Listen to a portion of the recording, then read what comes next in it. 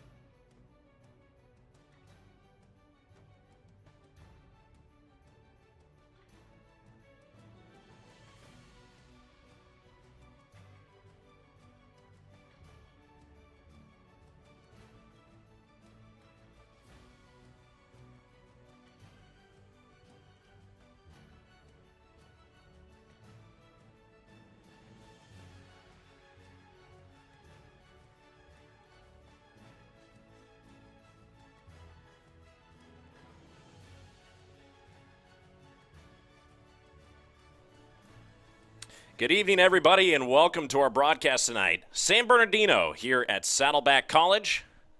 The 3-5 San Bernardino Valley College is coming to visit a 3-6 Saddleback Bobcats, and we're getting set to get things kicked off here. We got 15 minutes of first quarter action coming to you. And we will get things going here in just a moment. Today, the Bobcats want to honor Steve Crapo. He played here in 1978. He's the defensive coordinator of the Bobcats, and he is finally retiring after this season. So we'll see a change in head coaching here, or in defensive coordination here at Saddleback. So, as it stands right now, Saddleback won the coin toss. They elected to defer, so they will be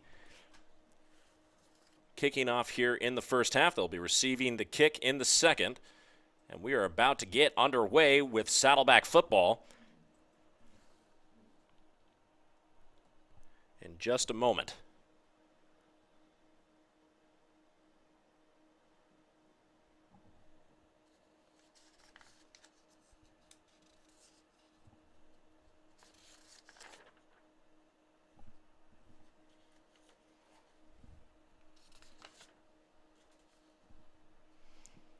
Dylan Widner kicking off to the far side of the field.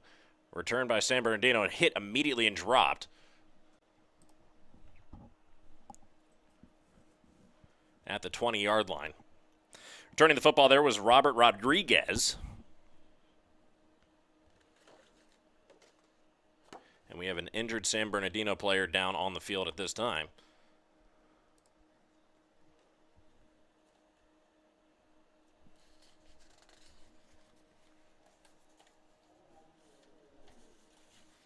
That's going to be an injury timeout that they're going to take. So we're going to take a little bit of a timeout here just so we can get things sorted, and we'll be back in just a moment, guys. You're watching SoCal College sports coverage of Saddleback College football.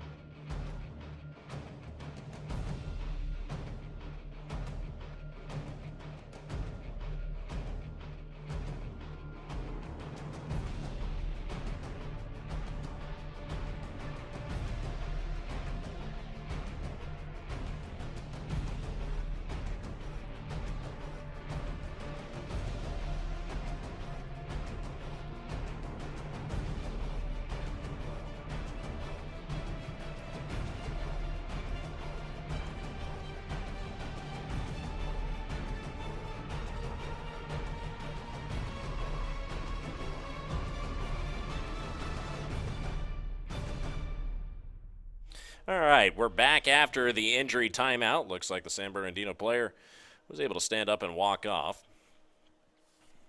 But 5 seconds down on the clock, and we'll get underway here in the fourth quarter after the injury timeout. San Bernardino College in the pistol formation, throwing over towards the near side. Catching out of the backfield is Ugorji. He's going to be dropped after a gain of 1 yard.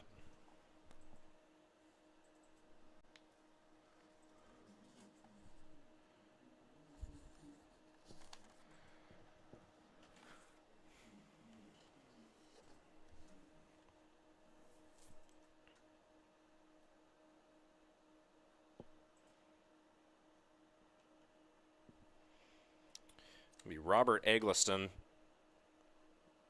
in the pistol.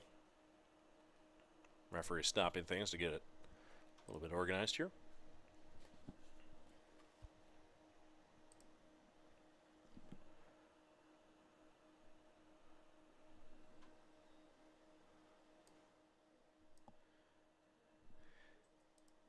Eggleston hands it off here on 2nd down and 9. Shooting his way through the A gap was Austin Batcher, but he was only able to get about 3 yards. So it'll be 3rd and 6 coming up here from the 24-yard line.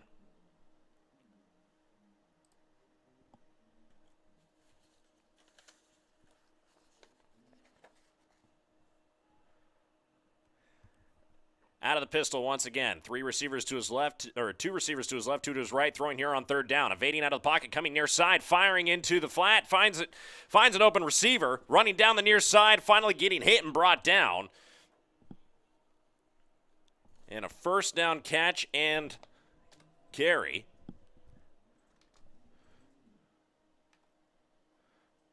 Eggleston just does a great job of evading the pocket.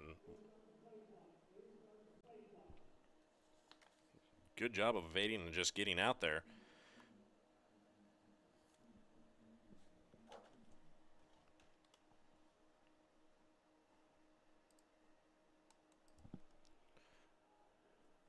Stacked receivers to his right, puts one in motion. Eggleston, little shuttle toss. That's Gerald Calhoun, who just gets wrapped up and had nowhere to go here. That'll be a loss of 2 yards on the play.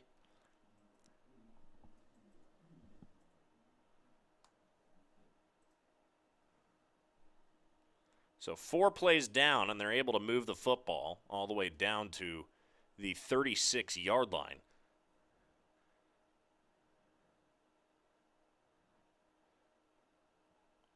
Toss over to Austin Batcher again. He's trying to work his way towards the left side of the line. Just really not able to do anything with that.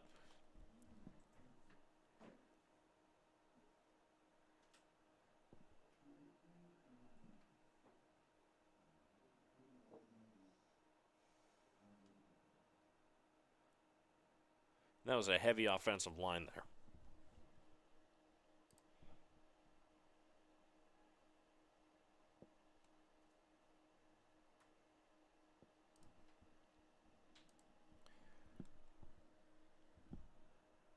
One receiver on each side, passing here on 3rd down. 3rd and 9, and here we come. Here comes the sack from the Saddleback defense, and coming in and crushing Eggleston is Hiram DeFries. And that was a great play from the defense of Saddleback. We'll watch this one more time.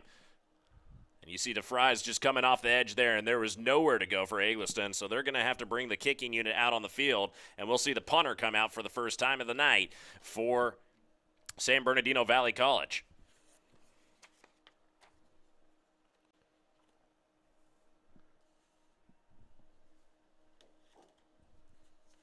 Punt is away. Out to return is Yasir Berry.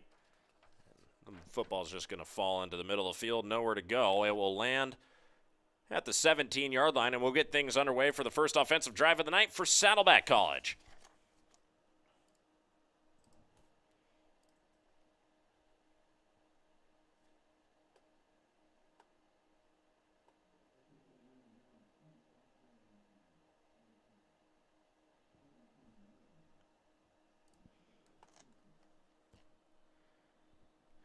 Well, DJ Ralph will be out of the gun here to start things off. He'll be starting quarterback tonight here for the Bobcats.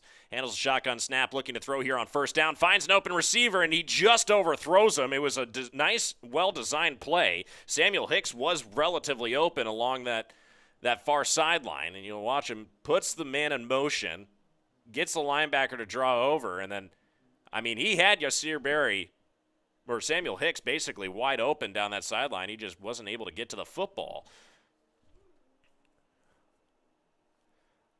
Ralph out of the gun again, running back to his right. Handles the shotgun snap once again. There's a flag out immediately on the play. And that's a pass caught by Hicks again. Hicks working his way towards the outside, and he's going to cut inside, makes another good move, and he's going to be hit and brought down just around the 49-yard line. So a good play, catch and grab, pending the flag.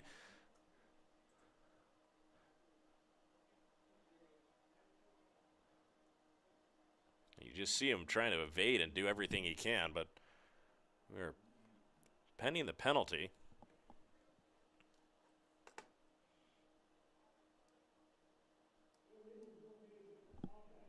So it'll be an illegal formation on the offense. Unfortunately Football will go back, and it's a 5-yard penalty.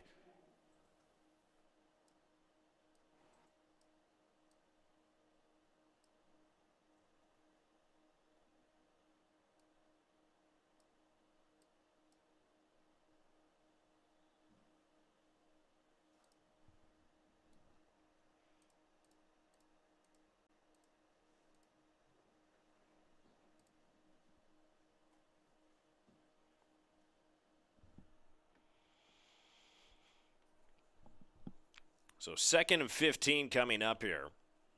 Was 2nd and 10 with a first down before the penalty. Firing it over the middle of the field and dropped. A beautiful pass from Ralph right into the hands of Jeremy Cooper. But ultimately, I mean, right out of his hands. We'll probably get a pretty good look at it from here.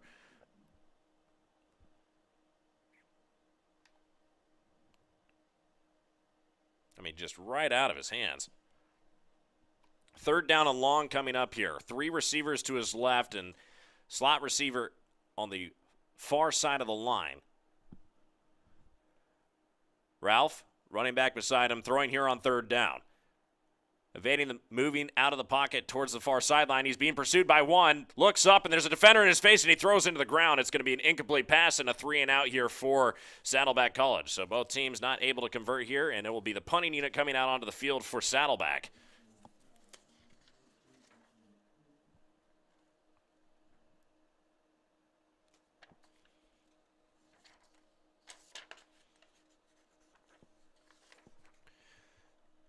Dylan Widner, who averages about 37 yards per punt, will be handling the football this time. High snap, able to get it off in time, and a sideways turning football lands around the 40-yard line. It will be picked up around the 41. So San Bernardino will start their next drive at the 41-yard line, and we'll see what the second iteration of their offense is able to do here.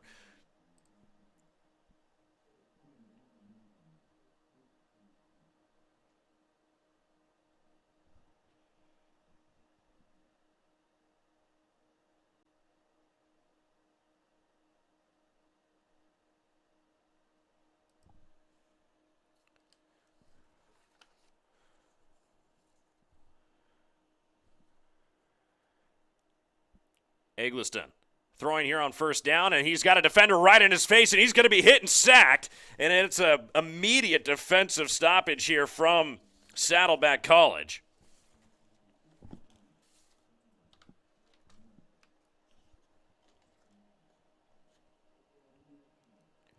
And Gabriel Colburn is just coming in off of the edge. Nobody stopping him. And Eggleston just looked up, and he was getting hands basically thrown up in his vision. He looked up and couldn't see anything across the field because of how big Gabriel Colburn is. Throwing here on 2nd down and running into the middle of the pile. I don't know what Eggleston was doing, but he just saw a sea of maroon jerseys and ran right into it.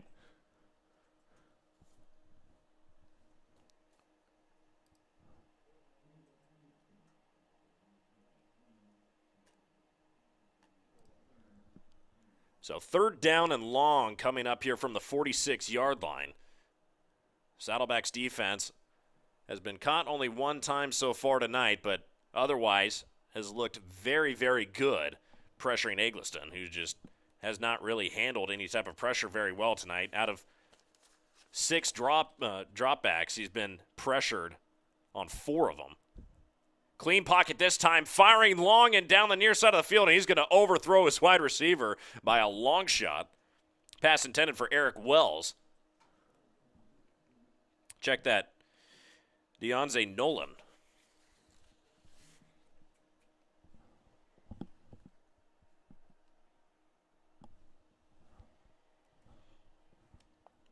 We'll see the punting unit come out for the 2nd time tonight for San Bernardino. Out to return is Yasir Berry. And there's going to be a false start called on the line of San Bernardino, and this is going to be a pretty case in point. That's exactly what a false start looks like. So 5 yards back, and they'll take the punt from their own 49-yard line now.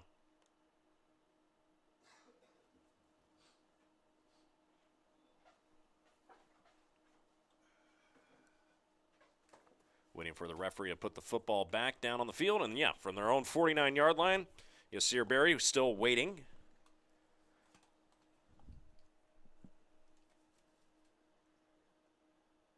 High snap, handled well. Punt is away.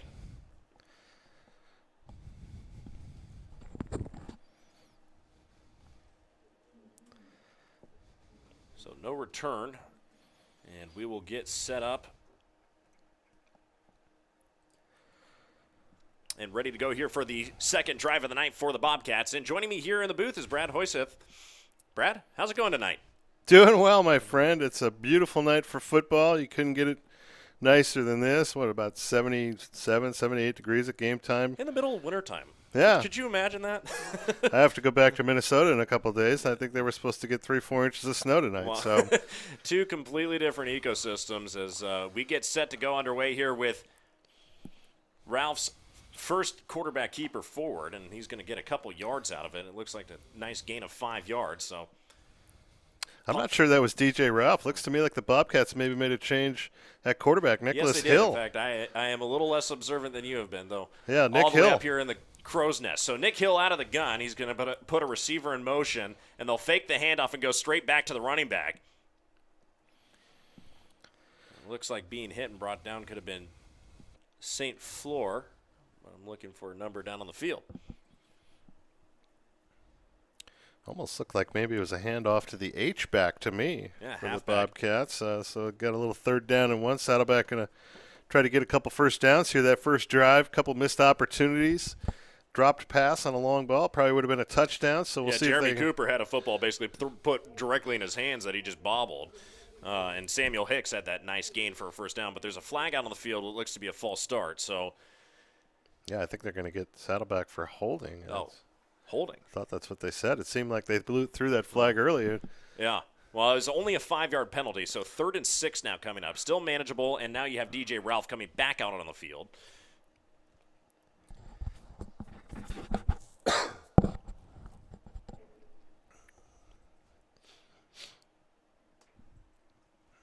He'll have 2 receivers on his right, 2 on his left. Ralph out of the gun with a running back. Throwing here on 3rd down and 6. Clean pocket, able to fire into the flat. And a beautiful catch and run coming up here from Simeon Martin. Yeah, it's just a short little shallow cross there. Martin wide open. And really just one guy there left for him to beat. If he doesn't make the tackle here, watch this. Martin might still be running right now. Yeah. Martin all the way down the sideline, and he just got pushed out of bounds. So we're back underway. Ralph gets another pass off along the far sideline. And the man who had a nice catch and run earlier taken away from him by a penalty for an illegal formation, Samuel Hicks, is able to come up with a couple yards here on 1st down. So it'll be 2nd and 6 coming up here from the looks to be 39-yard line. Sam Hicks had a nice year. Young kid out of Nolan Catholic in Texas. Ralph handing it off on 2nd down. I think it's Andrew Wimmer in there getting that carry. Now, Wimmer taking the majority of the carries so far this season. He's had 515 yards from scrimmage on 118 attempts. So potentially looking for some 4-year opportunities after this season. What do you think? Yeah, he's a nice-looking back. Keeps his legs going. He's got a little extra burst in him. Played, I believe, a couple seasons back at San Diego Mesa College before coming here. There's a nice move. Wimmer working his way towards the far sideline. He's going to fumble the football. It's going to be picked up by San Bernardino Valley. That won't make him happy, though, no, right there. No, that will not, and we will get this whole thing coming back to you. So from the line of scrimmage, and a nice little shuttle pass to the side, and a beautiful move as Wimmer is just trying to work his way through blocks, and yeah, he just gets the football punched out, and that was number 26, Kobe Perez, who's able to punch out the football. And that's a tough break. I think it might be his first fumble all season. He's been pretty pretty solid with the ball all year, and just a nice play by the defender there. Well, they did a good job of punching out the football. Now the offense, which has been a question mark so far this season. Now, Saddleback College has been able to move the football. San Bernardino Valley, on the other hand, have really struggled to kind of identify who they were on the offensive side of the football. Not too many yards from scrimmage, as well as not too many yards through the air. And this is their fourth quarterback coming in on the season. Eggleston chooses to hand it off here on first down, and that's going to be Austin Batcher, who is their number one back on the season. He's got 132 attempts for 757 yards. So they are a run-first type offense, but have not been able to move the football in the red zone and in key situations. 2nd down and 5 for the Wolverines. Probably the most success they've had on first down other than that one long play they had earlier. Yeah, so far tonight. And what looks like Saddleback has been able to figure out with 2 major sacks coming by way of the defensive line has been some pretty good pressure on the quarterback. Now they're going to try and switch that up by running the football again. And Austin Batcher, again, able to move the football almost to the first down marker. The line to gain will be at the 43. A rush all the way up to the 42 will be 3rd down and short coming up. Well, San Bernardino does have some big fellas up front. Number 71, you see there at right tackle, Ryan Scroggins, 6'5" and 340, and I think that's an underestimate right there. Big dude. I guess he's playing right guard, it seems. A lot of powerful dudes on the offensive line here for the Wolverines. Well, here comes 3rd down, and they've been stopped the last couple times. They've made it to 3rd down, and an immediate pressure right into the face of Eggleston. He's going to be throwing an incomplete pass, and that will be it. The defense of Saddleback comes up very clutch once again, and I got to say, it's the defensive line has just been doing absolute work here. It looked like the Wolverines were trying to set up a screen pass, and it just got blown apart by the defensive line. Like you said, look, he's trying to throw it underneath here, and they just really had no time for the play to develop. Yeah, really breaking into the defensive line there was Joseph Hall, who just immediately got right around the offensive lineman. Now, they've had success running the football, and they went to throw there on 3rd down. I would be hard-pressed not to think, not like I'm trying to write the playbook here for San Bernardino, but I'd be hard-pressed as to the fact that they're not trying to run the football there on 3rd down. And that punt all the way down to the 1-yard line, but eventually knocked out of bounds. Yeah, there's a flag on the play, though, way back around the it's on about the 33. Well, I will give us an angle of pre-snap right here. So this is what the field looked like. I mean, you want to talk about a punt. That was a 58-yard punt. That was a really good punt. They just weren't able to get the football. And it's a Oh, so it's going to be a procedure penalty. You'll see it right here. So What they're saying is that number 51 there was right on top of the center as he snapped the football. So you'll watch that. I don't see it. Yeah, I don't see that at all. But they're gonna call it, and that is enough for a 1st down, if I'm not mistaken. So San Bernardino's offense catching a break here, and they'll be back out onto the field. I don't see anybody. I mean, we saw the replay there. I'm not sure what they saw, but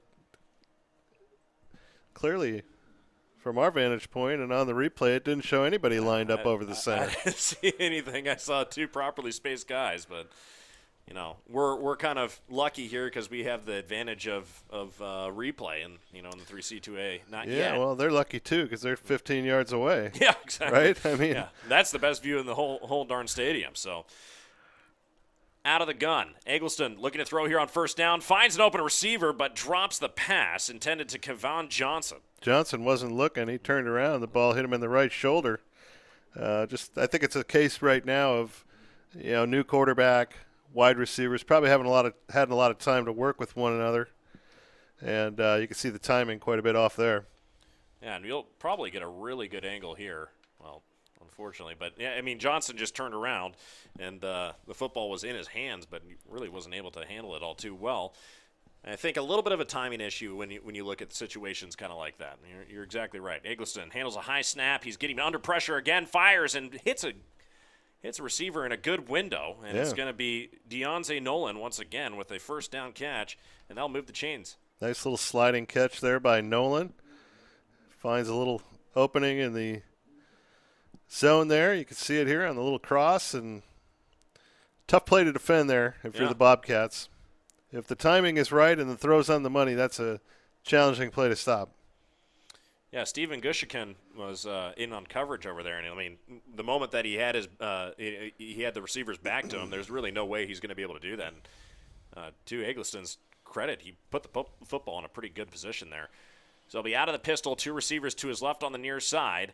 Tries to get the defense to jump off sides. No flag now, and he's hit and crushed by the defense of Saddleback. Yeah, Bobcats just giving him no time to throw the football. First guy there was 42, Netherton.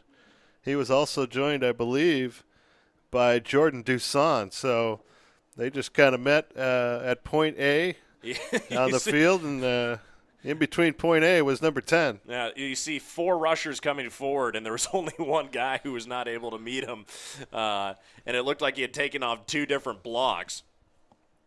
And it appeared to be the only guy who didn't make it was Matthew Poaching. Out of the gun once again. Shovel pass forward and going nowhere and getting swamped by the defensive line of Saddleback. Yeah, 54 there for the Bobcats. Right on the spot, Chad Nushi. I think also Angelo Rooks was in the area code. So they had 2 guys right there, and Eggleston's real fortunate that ball wasn't picked off. Yeah, I mean, the defensive line looks like they're just kind of punching holes straight through the offensive line here. And Eggleston, I mean, he tried to do that little shovel pass, and nobody was really fooled by it because he was Batcher was just wrapped up almost immediately on the line. Here we go. 3rd down and long coming. He's under pressure again. Eggleston's going to be hit from behind, and he's going to be sacked. And that's number 57, Jordan Dusson. Duson just came in. Missed blocking opportunity at left tackle there. You'll see it on the replay. He just goes right around the left tackle. Outside linebacker. Right there. Yeah, just moves right around 61 and demolished. And Eggleston, actually, if you look at that a little bit slower, he almost lost the handle on the football there. So, a little bit of a scary moment there for if you're a Wolverine fan. Nonetheless, punting unit back out onto the field. Punt is away. Yasir Berry should be the one taking the punt here. Calls for the fair catch, and he does. He picks it up around the 427-yard line. So 1 minute and 17 seconds left to go here in the first quarter, and we'll have 3 changes of possession with no score on the board. What are you seeing so far? Well, I'm seeing offenses that aren't clicking on all cylinders. I mean, for Saddleback, they've had them opportunities. They've just dropped passes and missed passes, balls overthrown. And then when they do seem to get something going, they get a holding call or they get an illegal procedure or something. And so I think Saddleback's problems are correctable. San Bernardino, I think, is going to have a problem all night long if they don't start getting guys blocked up front. Yeah, the immediate pressure. Ralph under pressure. Speaking of pressure, Ralph gets the football away, and behind the line of scrimmage, he's able to hit Samuel Hicks, but Hicks just kind of falls forward. Yeah, I think it was actually Wimmer out of the backfield, the running back, and he just got tripped up by the turf monster there. Yeah, okay, it was Wimmer because I'm looking at that near sideline, just trying to figure out who's on the near sideline, and he throws. And Wimmer was just waving at him like, please hit me. I see the coverage is coming in trying to hit you. Ralph puts his slot receiver in motion. He hands it off. And Daniel Stokes trying to work his way towards the outside, but he really had nowhere to go either. Linebackers from the Wolverines keying up pretty well on the play call there. Yeah, probably the strength of the San Bernardino defense is east-west. I mean, they're pretty good at covering the edge.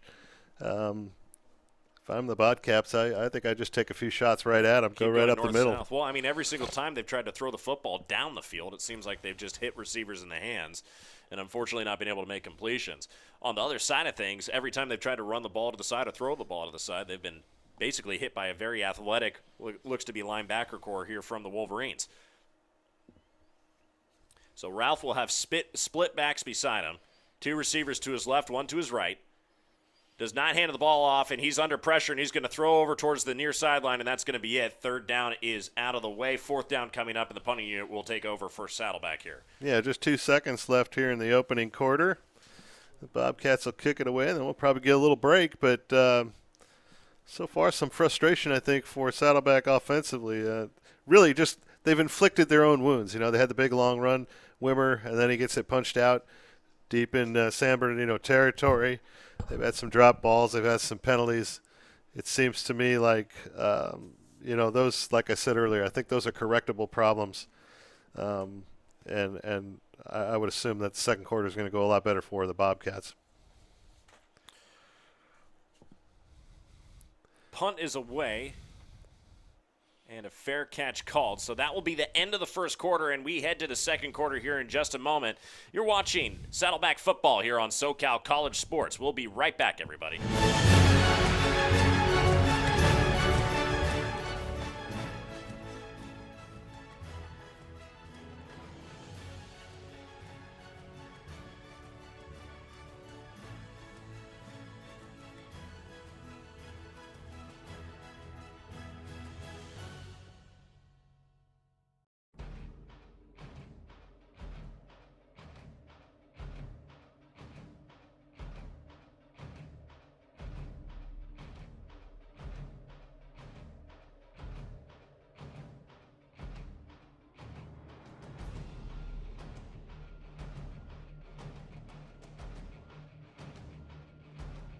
And we're back here in the second quarter of football. So the first half, halfway done.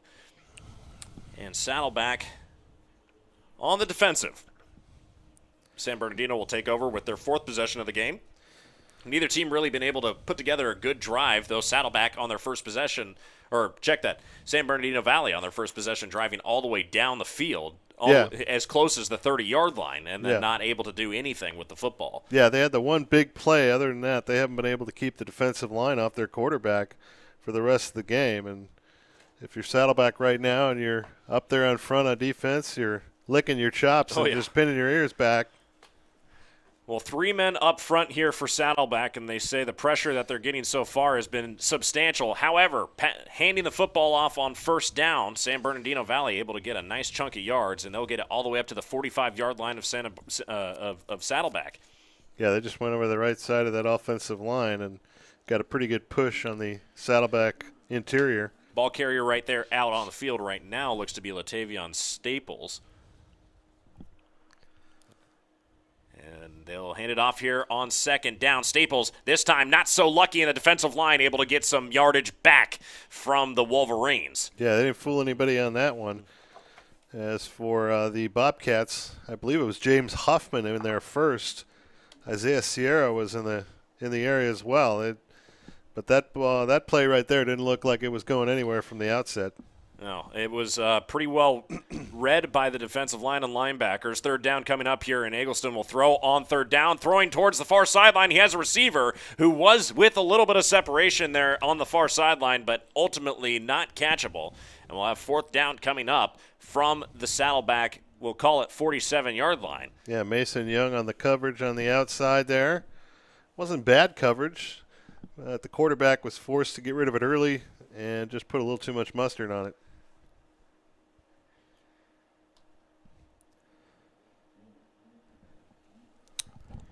Well, Yasir Berry out to receive the punt once again. Low snap, handled well, punted straight up in the air. It won't be a long one. Yeah, that wasn't a good one there. 25-yard line, that's where it will bounce out of bounds, and we'll see where the referees want to choose to spot it. They'll call it the 24, so Saddleback taking over on their fourth possession of the game. Yeah, I think this is the point where they probably went to the sidelines after the last possession and they got a good talking to from the offensive coordinator and said, hey, how about we just go out there and play football and have some fun and quit stepping on ourselves, you know? I mean, let's go out and make some plays. We're the better football team, we feel, and, but we got to make some plays. If we don't, then all of a sudden we get ourselves into a tangled mess in the second half. Yeah, stop trying to be perfect. Just handle the football, protect the football, and most importantly, try to keep your nose going forward. Hands it off here on first down, and we got a breakaway run coming from Andrew Wimmer. Wimmer all the way to the far sideline. He's going to be brought down eventually around the 30-yard line, and this is the longest play by far here for Saddleback College. Yeah, gain of about 46, I believe, if my math is correct. Big run by Wimmer, and that's a good way to start the second quarter. Yeah, Wimmer just breaks away, and it's finally the free safety who comes in, who's able to tackle him. And we are about to be back underway. And look at that football all the way down at the 30-yard line. I mean, it's a beautiful look. Hands it off here on second down. Wimmer towards the far sideline, out to the 20-yard line, and he'll have another first down. And the Saddleback Bobcats will be down into the red zone for the first time of the night. And it looks like the first half, in the first quarter, they were trying to figure it out. And now maybe the game plan might be just handing the football off to Wimmer and letting him chew these guys up. You know, I'm looking at the other sidelines, Emery, and there's only like 25 guys on that bench, and somebody's got to play offense as well, right? Yeah. So I just don't see a lot of bodies for San Bernardino. I know it's late in the season, and injuries take their toll. Guys quit when the season's not going like they thought. But if I'm Saddleback, I just develop a game plan to wear these guys down, because it appears like they might just not have the bodies to withstand a four-quarter football game. We covered a football game last week at ABC where ABC played against Pierce College, and they had a similar situation with, 25 players. And it was like the first quarter, well, maybe there was a chance here. And then all of a sudden things started falling apart as players started coming off the field. And we have another injury timeout coming. So we're going to step away for just a moment here, and we'll be back after a few moments once they get the injury sorted out. You're watching SoCal College Sports.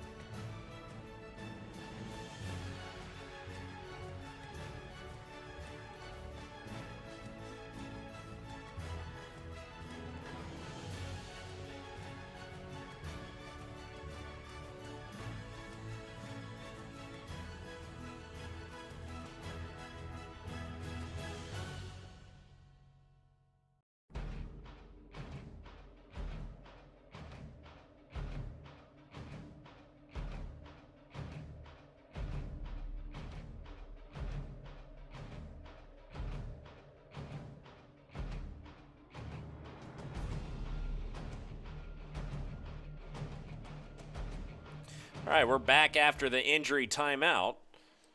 Now, Saddleback driving down the field where we left off on the 18-yard line. It's now 2nd and 10. Handoff to Wimmer went nowhere, and they're going to hand it off to him again. Finds a gap through the A gap, and he's able to fight for, it looks to be 6, maybe 7 yards here. And another good move forward. Got some tempers flaring there in the middle of the field as well. It looks like these two teams don't like each other a lot. Bobcats now with the ball down at, about the 12-yard line. Of course, last week was a tough week for the special teams, having 3 field goals blocked by Fullerton. Otherwise, they win that football game. And if you're Saddleback, now with a 3rd and 4 or 5, you'll have an interesting decision moving forward whether they want to kick a field goal or go for it. Well, Saddleback calls their first timeout of the half with 11:51 here on the clock to go. Maybe coach trying to get a second look at things once he saw the defense run out onto the field.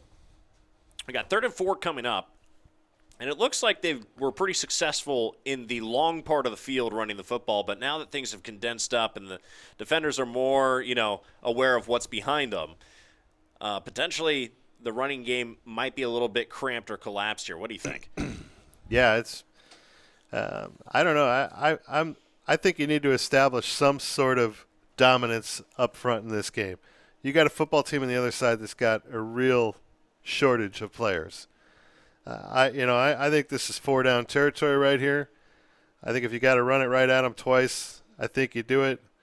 To me, it just doesn't look like a team that's got a tremendous amount of depth. They're not real big up front.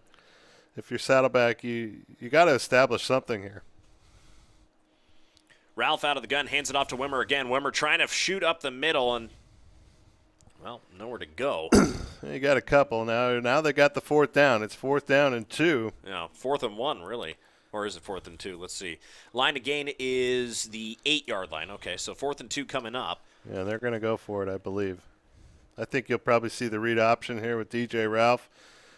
No, pistol formation, 1 receiver on each side, heavy offensive line on the right side, and they hand it off. And Wimmer is going to shoot forward, and we'll see if they say he had it. They might not say he had it. And I see both referees standing at least 1 yard away, and that's going to be it. Yeah, that's one right there. I'd like to see DJ Ralph keep that football. I mean, he had a space to the outside, and he opted to hand it off. Oh. And Bobcats just not able to get enough push. But I feel comfortable with their defense at this point. You know? I mean, San Bernardino's going to have to try to figure out how to go 91 yards. And it's been few and far good plays. Yeah. Aside from a couple really long breakout-type plays, the pressure on Eggleston has been, well, terrifying, to say the least. And he really hasn't been able to throw the football. The time to throw has been almost non-existent. Well, out of the pistol once again, 2 receivers to his right, throwing to the far side, and a wide-open receiver. And Kevon Johnson, the man whose football just bounced off of his hands earlier, is going to catch a touchdown pass and run all the way down the far sideline, and that will be the first 6 points on the board here for the Wolverines. I guess I spoke too soon. I mean, 91 yards on the first play. The quarterback got whacked hard. He's limping off the field. Yeah, you can see he got demolished there, and no flag. But Kevon Johnson just got a lot of speed, that kid. And, yeah, just completely downfield in no time. So 6 points on the board. You'll see the kicking unit come out for the Wolverines.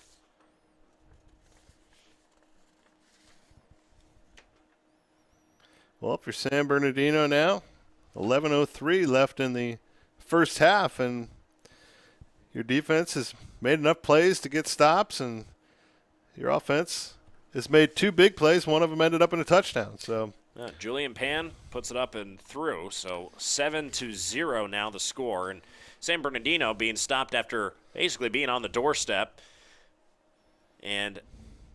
or not stopped. San Bernardino scoring. Saddleback being stopped after being right on the doorstep. You know, now is the time to actually respond. Do you think they're going to come back to that running offense? Yeah, it's hard for me to tell at this point. I mean, I think there's a lot of frustration down there, and it seems like they've had some opportunities for big plays. They've made some big plays. They had one of them where the guy had it punched out, Wimmer on the long run, and they had a drop ball and a long pass where a guy was wide open, and so. It's just kind of been that type of year, Emery. So far what we've seen in the first 20 minutes of this football game is really kind of a microcosm of what we've seen in the first 9 games. Just not a lot of consistency.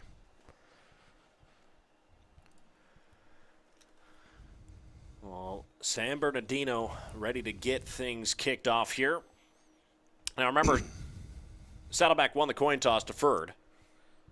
So they'll be returning the football in the second half. That being said, with only 11 minutes left to go here in the first half, that's not a consideration yet. But they at least have to look forward to that in the second half. And they need to respond here after the touchdown from San Bernardino. Short kick fielded around the 20-yard line.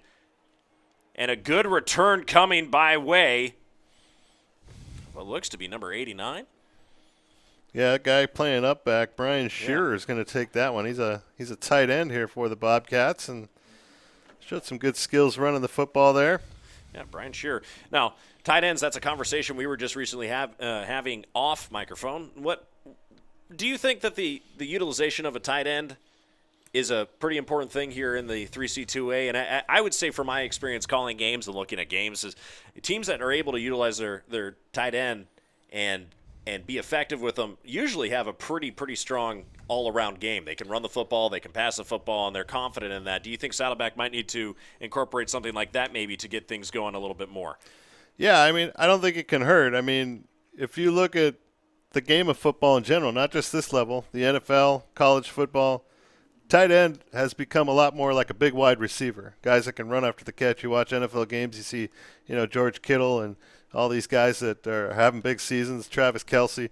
They're a major part of an offensive set in the year 2021. Saddleback has used them modestly, I'll just say. Previous to this coaching staff, they almost never used a tight end for about 20 years. They run a 5 wide receiver set, but I know that that's been something they've been trying to insert into the offense this year. We've seen bits and pieces of it, but it hasn't been a lot of it. DJ Ralph hit back behind the line of scrimmage, and it's going to be a sack here on second down. 3rd and long coming up here from the 29-yard line. Now, remember, the line to gain is the 45, so a long way to go if they need to get that first down on 3rd down. And he had dropped back, put Samuel Hicks in motion, and basically everybody just dropped right into coverage. It wasn't really anybody finding open space on the field. Now, it looks like San Bernardino has keyed in on the running back here, and they're starting to pressure the quarterback. Yeah, Ralph just didn't have a lot of time to throw the ball there. He was forced out of the pocket, and the linebacker came up and made a nice play. Ralph out of the pistol, trips to his right. Time to throw, and it's going to be cut in half as he throws, gets hits as he throws right into open space, and that's going to be almost intercepted. But an incomplete pass on 3rd down and 4th down coming up. Looks like we might have a flag here, too. Looks like the Bobcats going to get a holding call, but they'll decline that. Will San Bernardino. We'll watch this back again. Yeah, holding offense. So if you're a Bobcat fan, avert your eyes. But that flag came in on the last second there, and, well, punting unit coming back out on the field, and the defense, again, going to be called to come up with a stop here.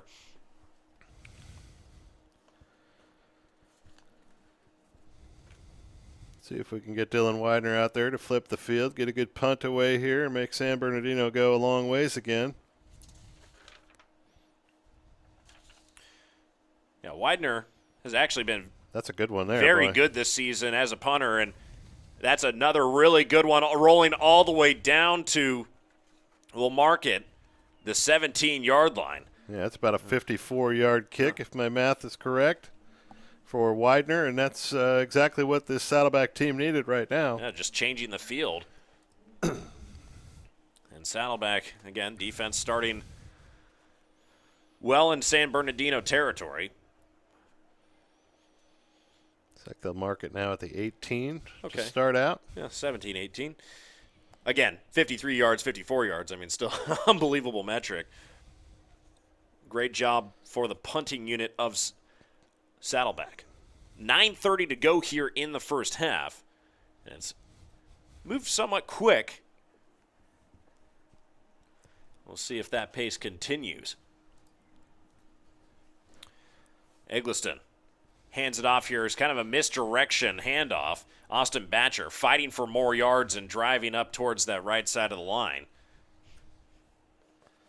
Good push on the right side there by San Bernardino. They pick up 4 or 5 yards on first down. That opens up a lot of things in your playbook. Now 2nd and 5 coming up here. Yeah, really, that short yardage, and especially with how their playbook works, is, short pass is better, and they like the power run game, it appears. And they're going to have a bad snap as a muff snap that right into the hands of Eggleston, but Eggleston was not able to handle it. I mean, it was just high.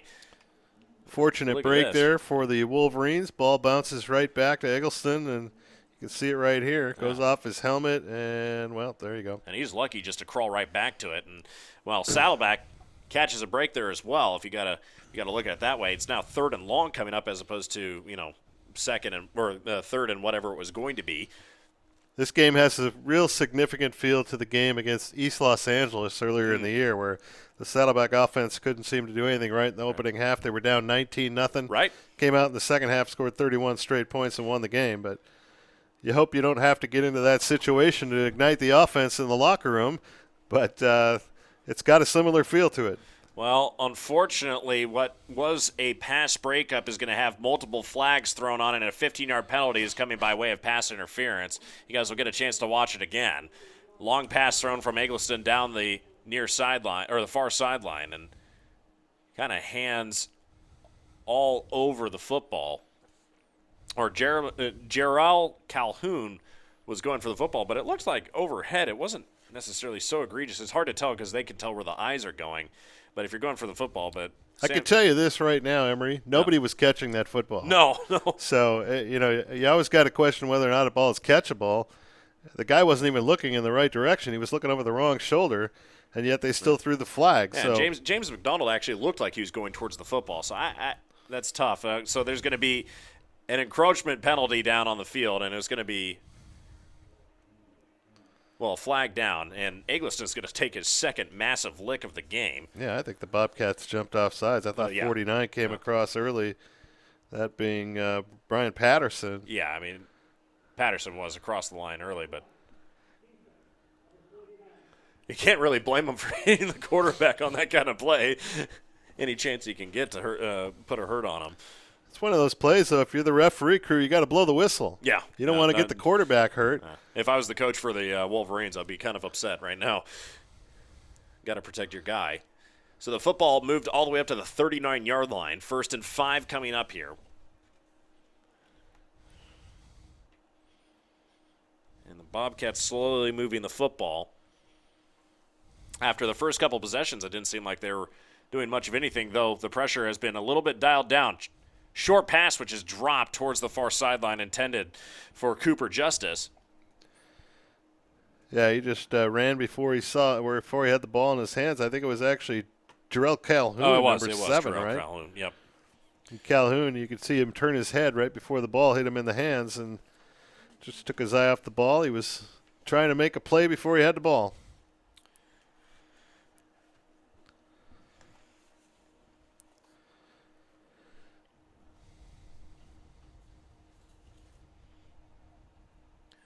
Looks Eggleston. like the Bobcats might have another quarterback warming up on the sidelines there. It looks as if Owen Easley is taking some throws. And Owen Easley now, he's the 3rd quarterback listed on the depth chart here for the Bobcats. First down coming up from 40. It was to the 45-yard line. Line again was the 44. So Wolverines able to convert here out of the pistol. Eggleston with time to throws into coverage, and that was almost picked off, and it was tipped by Angelo Rooks. Yeah, that was ill-advised there. That ball had nothing but maroon jerseys around it right there. I don't know who. I mean, I know he was intended for the slot receiver coming over the inside, but if you look, I mean, Johnson There's nobody there. Nowhere near the football. Or check that, Calhoun was nowhere near the football. I mean, that was well overthrown. So 2nd down coming up from the 45.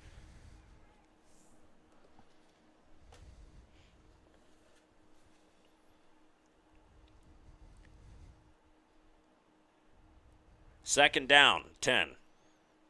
Eggleston, shoulder shake. He's under pressure this time, and he's going to be, wrapped up a little bit. He's able to break out, but there's a flag down on the field, and I'm thinking we're going to have a hold coming up here. We'll have a pretty good look from behind. That's exactly what it is. That one came out fairly early, about the time Eggleston tried to make his break forward. 10-yard penalty. Yeah, that sets San Bernardino back, puts him in 2nd and long now. So if you're Saddleback, this is about the time when San Bernardino tries to take a shot downfield. You better be looking for it. That's kind of what has been their game plan all along. Well, 2nd and 20, like you said, looking to maybe throw a shot downfield. Hopefully the defense will be keyed up on what is going on. It's easier to tell sometimes down on the field, but they're here throwing on 2nd down, and great anticipation for the tackle, and hit almost immediately after catching the football for a small gain is Jarrell Calhoun. Good break on the football there for the Bobcats by Corbin Fagans, who's had a nice year for Saddleback. He saw that thing coming and put a stop to it after just a very short gain. Throwing here on third down and long. Long toss down the far sideline and fighting for the football, but not able to get close was Deonze Nolan. Yeah, Fagans again on coverage. He had him wrapped up pretty good down there. It would have taken a perfect throw, and even that might not have worked out. I want to key something really quick here from the last play, not the one we just saw, but from the coverage here from number 32. Now, I want to stop the play right here. Look exactly where the eyes from Eggleston are going. And Corbin Fagans. He's looking right at his eyes. Looking right at his eyes and just lets the receiver pass right by him and immediately comes in to make the tackle. I mean, what an awesome job on coverage that is. I mean, that's some high-level stuff, well-designed. They knew where the screen was going to be, or they knew where the coverage was going to be in the zone, and everything was really well executed there. Unfortunately, I just missed the punt for you guys, but short punt here from San Bernardino coming forward. But I just wanted to key that in because it's a pretty well done defensive play there, and it very, very much worth highlighting. San Bernardino punted. There is a flag on the play. And all the players just kind of standing around what it was called. The referees seem to be there seems to be some confusion out there amongst the guys in the black and white stripes. I'm wondering if these guys have ever worked together. So far, a lot of penalties thrown tonight. Yeah, we saw the one odd call where they said Saddleback guy was lined up over the center. We showed the replay. There was no guy lined up over the center. Nobody lined over the center at all. That being said, it will appear it was a penalty against Saddleback. Low snap this time and running for his life trying to throw was the punter for San Bernardino Valley, and it's going to be an incomplete pass and a turnover on downs. Yeah, and another one Julian hopper. Pan, yeah, you can only ask your punter to play shortstop so many times, and eventually he's going to bobble one. And he actually made a pretty heads-up play. He found a guy that was actually open. He just couldn't complete the throw. Yeah, well, and you see Julian Pan just running for his life over there. Found a guy who was open, but at that point there was really nothing they could do. He was also covered by a swath of maroon jerseys there, and that was going to be it. So, do we see a new quarterback out there for Saddleback? No, we do not. It's still going to be DJ Ralph at the helm here for now. Two receivers to his left, two to his right, and, of course, Andrew Wimmer beside him. We'll see if they stick with that running play. He's going to shift Wimmer over towards the far sideline. They're on the far hash. Ralph throwing here on first down. Hits Darius Maxwell, and Maxwell's going to be hit with a nice gain of 5 yards towards the near sideline. Yeah, it's good coverage out there by San Bernardino. They had a couple guys there, and they didn't give an inch. But if you're the Bobcats, happy with 5 yards on first down, get 5, and eventually you get down the field, right? Yeah, I mean, short passes, get some connection going with your receivers, work on the timing of everything, and don't try to make it too complicated. Ralph, out of the gun, under pressure, running towards the far sideline. He has Wimmer open for a second, doesn't choose to throw, throws a high pass to Wimmer. Wimmer just breaks it up because that was intended for the defensive back there. Yeah, another risky play there, and he had Wimmer out there, but he seemed to be covered pretty well. So you see him running for his life there on the sideline. You see Wimmer breaks free, and he's going to throw the high pass, and you can see that Wimmer's breaking up a pass completion to the defensive back there. I mean, that was a very dangerous situation. Good job by Wimmer for just being heads up and trying to get the football on the ground.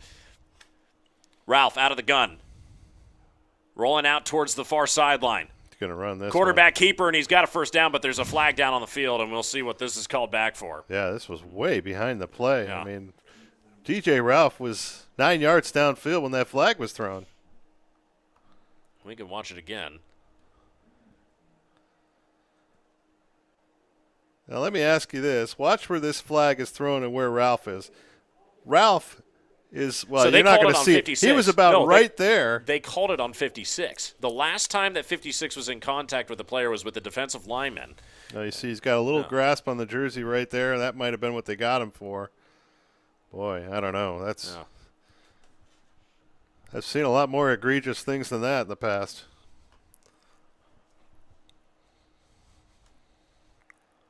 Well, nonetheless, third down and long coming up here for the Bobcats. Out of the pistol will be Ralph once again puts Wimmer in motion. And there's going to be a false start called on number 74 there on the near sideline. Another 5-yard penalty to remain third down, so looking more towards 3rd and 20 now. Line to gain, believe it or not, is all the way down at the 34-yard line of the Wolverines. 5 minutes and 4 seconds here to go, 20 on the game or on the play clock. Well, there's not a lot of 3rd and 20 plays in the playbook, Emery. Well, you could always pull out the Hail Mary, I suppose. That's good for 30 yards, isn't it? Another flag out, and it might be another false start. We'll see who moved first. It is another false start. And not to make a back-in-my-day call, but this might be the time where Coach needs to grab somebody's face mask and shake their head around a little bit and say, you guys need to relax, calm down, and play the game. It hadn't been a Picasso, that's for sure.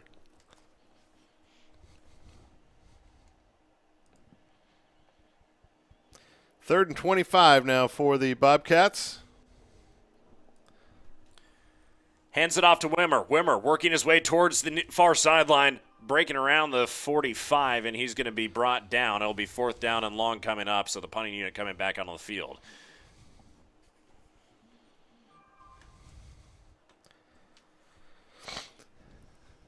Well, if you're Saddleback now, there's 4:09 left. You just want to make sure you keep San Bernardino away from your end zone.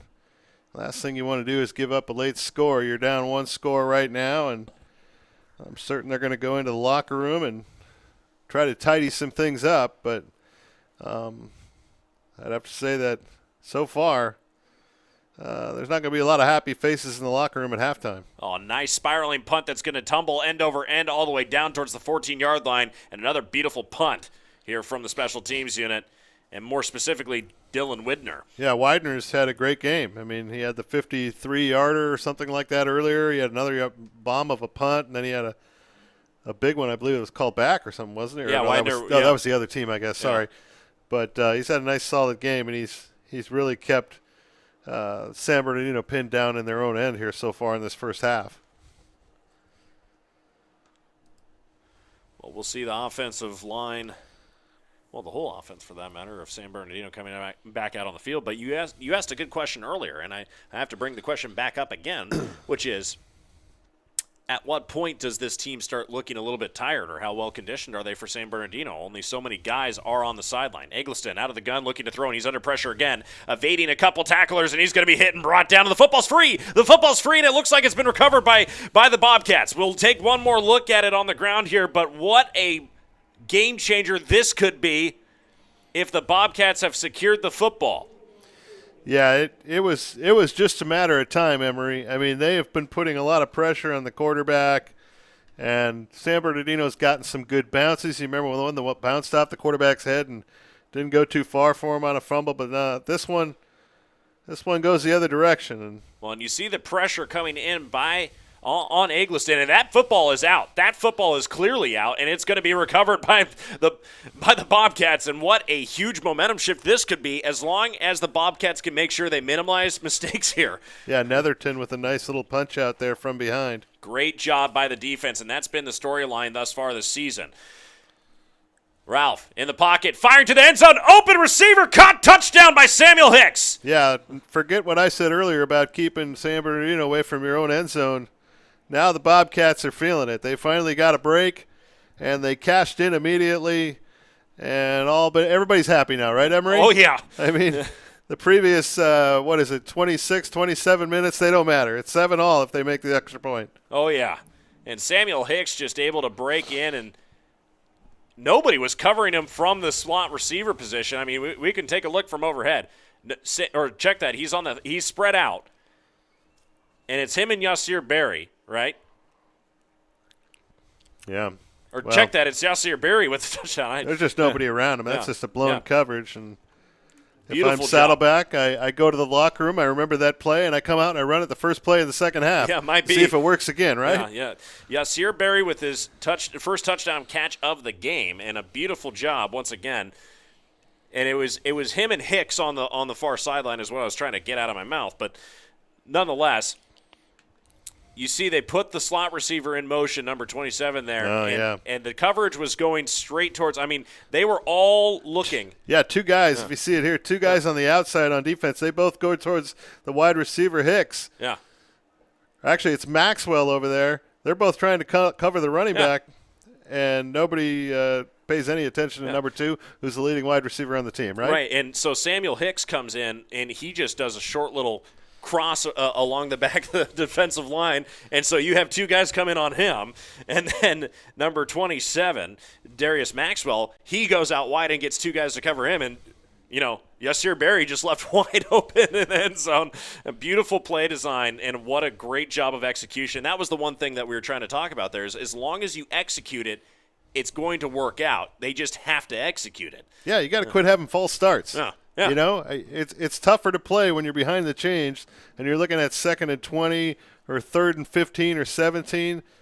Just quit screwing up before the play starts, and your success rate will just go up immensely.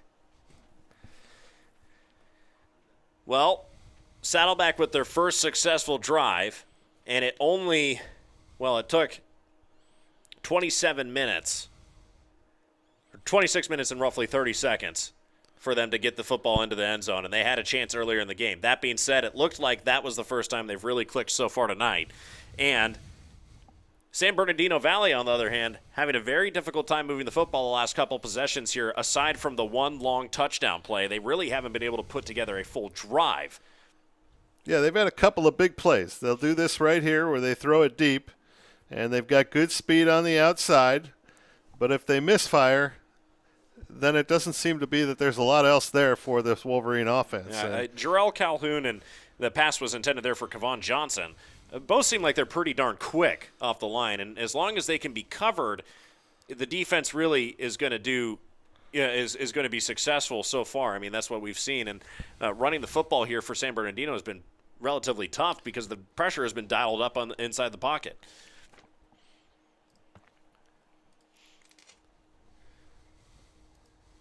Eggleston again, firing over the middle, and it's going to be an incomplete pass. And that was intended for Jarrell Calhoun, but he really wasn't looking at the football by the time that the football was released in his direction. Yeah, it's a dangerous pass because he missed it high, and the only guys back there were Saddleback guys, and he's kind of fortunate that one wasn't picked off. That's one of those right there that if the guy's in the right place at the right time, that's 6 points for the defense. Oh, yeah. And, it looked like it was a designed pass. That's the only time you really get those kind of passes right into errant, coverage. 3rd down and 10 coming up here, throwing on 3rd down, throwing into coverage, and that's going to be an incomplete pass intended for Eric Wells, but he was covered by 4 different Saddleback defensive players there. And yeah, it's danger time now for San Bernardino. The Bobcats are starting to get a little life, and just a minute ago, San Bernardino was up 7-0, and now with 3:09 left on the clock, the Bobcats, if they can put a consistent drive together here, they can have a lead going into the locker room. So Wolverines backed up deep in their own territory. They'll be punting the football from around the 10-yard line. Punt will be away, and it's a missed kick and a half. Got a good break, though, on the bounce. I saw a hold by one of the linemen there on one of the guys that was breaking in from the outside to try to block the punt, and nothing was thrown. Watch on the should be on the right side of your screen, right about there. I mean, that's pretty egregious right there. In fact, you can see Tanner Gunnell, who is, he was working on the end line there, end of the line on the snap of the football. He was raising his hands immediately afterwards, going, "Ref, did you see that?" Yeah. I don't know how you miss it. You're standing right back there, right? Yeah. I mean, he was turned around and had arms wrapped around him. That's pretty textbook for a hold. Hands it off here on 1st down, and it's going to be Wimmer up the middle. Gain of 4 yards up to the 39. So the clock now going to become a factor here for this series for Saddleback. 2:43 now ticking down. See if Saddleback picks up the tempo a little bit here. They're only on their own 39, and I'd like to go back to that play where they had the touchdown. Right.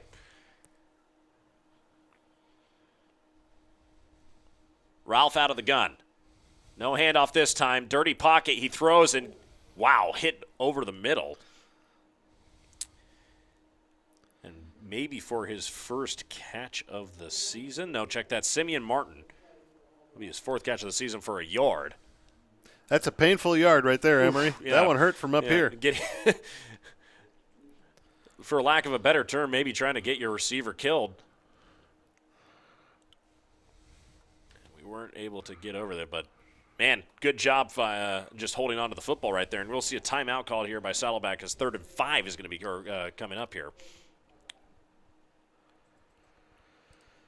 Well, if you're the Bobcats, at least you go into the locker room with a little bit better mood than you would have been 5 minutes ago. Certainly it'd be nice if they could get something here towards the end of the half, at least get down there in field goal range, give yourself a shot at taking the lead. But just haven't had a lot of consistency on offense. They've had a few plays here and there, a couple of runs by Wimmer where he broke free, but I think right now with 2:11 left on the clock, it's probably time to abandon the run a little bit. Yeah. And start thinking about picking up the tempo a little bit and wear out that defense. Remember that you look at that sidelines, there's not a lot of guys over there if you're San Bernardino. I wouldn't mind if you went to an up-tempo offense and you just went right back to the line of scrimmage and didn't give them any opportunity to replace guys in and off the field. And I might say it this way, these guys are looking forward to that halftime break. I can guarantee you that much if you're the San Bernardino defense. Well, drive will continue. 3rd and 5 coming up here for Ralph. 2 receivers to his left on the far side. Choosing to throw over the middle, and wow, he laced that pass in there, and that's a nice catch and completion for 1st down. Yeah, now get up to the line and run a play. Daniel Stokes, just beautiful job getting that football in tight coverage. I thought that ball was picked off for a second there. What are we doing here, though? No. Emery, I mean, we've just let 15 seconds run off the clock, and they're still not at the line of scrimmage. Well, now 2 minutes exactly on the clock, ticking down under 2 minutes. Here we go. And we're going to run the football on 1st down to Wimmer, who will have a gain of 4 yards. So, I mean, it's a lot of football time, 1 minute and 43 seconds, but you got to imagine every single guy has to be up on the line at the end of every single play. The tempo needs to pick up or else you're going to be a little bit too slow here to go. Ralph hands it off again. Wimmer running. He's going to be demolished around the original line of scrimmage, which is the 48-yard line. So Saddleback not moving the football very quickly here. And this might give San Bernardino time with the football with 3 timeouts to go. Well, Bobcats going to talk about it. 1:17. Fortunately, you're still only one big play away from getting into field goal range. But the coverage really by the San Bernardino defense has been pretty good. I mean, there's been a couple of times where the Saddleback receivers were left open. One of them, the Wolverines paid a price on a touchdown. The other one didn't work out for the Bobcats. But if you're Saddleback, you still got to feel like, okay, is this 4-down territory, Emery? Right. Is this where you go for it on 4th down? I mean, you're at almost the 50-yard line. San Bernardino hasn't shown a lot of signs of life offensively. I think you play as depending on what you do on this play, if you can pick up 5-6 yards, I think you go for it. If you pick up 5, it might be interesting to go for it. If you don't, I mean, it's tough. The only successful offensive play here thus far tonight from San Bernardino has been long plays. Ralph out of the gun, firing, and he hits his receiver, but it's going to be through the hands, and 4th down coming up. And it was Yasir Berry this time, and he was not able to hold on to the football. 4th down coming up, and you'll see the punting unit back out on the field. Luckily, if you are a fan of the special teams unit here at San Bernardino Saddleback College, they have pinned San Bernardino down within their own 20-yard line on the last 3 punts. So with 1 minute and 14 seconds, the Wolverines will have 2 timeouts and potentially a good punt coming down to the 10-yard line. We'll see if they choose to try and return it, but there will be a flag out on the field, and we'll see which one this is. The referees have called a number of penalties so far tonight. Yeah, it hasn't been a clean one so far. It looks like the Bobcats are clapping their hands like maybe this is against San Bernardino. Yeah, I see the white hat point towards the San Bernardino end zone. So we'll see what he chooses to call here. Yeah, I think if you're Saddleback now, you get 5 yards, I think you go for it. Yeah. I mean, I'd get my offense back out there and I'd run a play. At some point, you got to be aggressive. Right. You see what I'm saying? Yeah. What's your play call on 4th down, though? Well, I can't answer that question for you now, Emery. I'm not an offensive coordinator. I'm sorry. Maybe they try to draw him off sides here again, see if we can get a free 1st down. But another great kick by Widener right here. He's the star of the game right now for the Bobcats. Well, it's into the end zone, but it will place the football on the 20-yard line. I mean, just a great job of trying to flip the field. And, again, 20-yard line is not exactly the best place to handle the football with 1 minute remaining, though they do have 2 timeouts. The Wolverines will get their offense in a huddle and try to figure some stuff out here at the end of the first half. I think if you're San Bernardino, you just line up, take a knee, go to the locker room tied at 7. Yeah.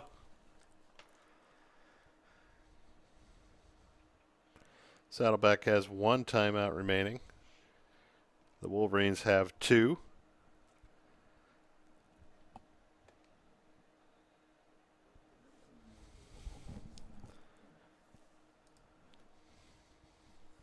They're going to take a shot. Yeah, Eggleston looking to throw the football. The football's out, and the defense of Saddleback has recovered the football. Yeah, well, maybe that's why the Bobcats punted the football away, right? Well, for the second time tonight, the defense has been able to fall on a football that has been mishandled at snap and then mishandled by the quarterback, Eggleston. But we'll take one more look at this from down on the field angle. And Eggleston, in the pocket, did not have really much time to throw, and that's just going to be punched out in a beautiful job. And I believe the second punch out of the night well, for Gabriel Coburn was the first guy there. There you see him dancing? Oh, yeah. Well, Bobcats, another opportunity, 1 minute on the clock here, and they are right on the doorstep here at the 9-yard line. Ralph, time to throw. Back of the end zone, touchdown all the way in the corner and falling on his back to take the football into his arms, Zachary Roebuck. Beautiful job. Welcome to the game, Zachary Roebuck, the freshman out of Rich Central in Illinois. And boy, do I have a treat for you guys down on the field here. That'll make you feel better. Right into your television, everybody, and Roebuck just diving down and catching that football. Unbelievable, and a touchdown catch and pass. Yeah, both Saddleback scoring drives were one play. And they both came off a sack fumble, strict fumble, so good for them. They're going to the locker room feeling a lot more comfortable. Extra point up and good, but there's a flag. Wouldn't you believe it? There's a flag down on the field with 54 seconds left to go during the extra point. Maybe it was the phantom guy lined up over the center again, like it was in the first half. Well, I see the judge in the back signaling for a personal foul. I don't know if that was actually the call, but I did see his hands kind of cross. But yep, there you go, personal foul. Yeah.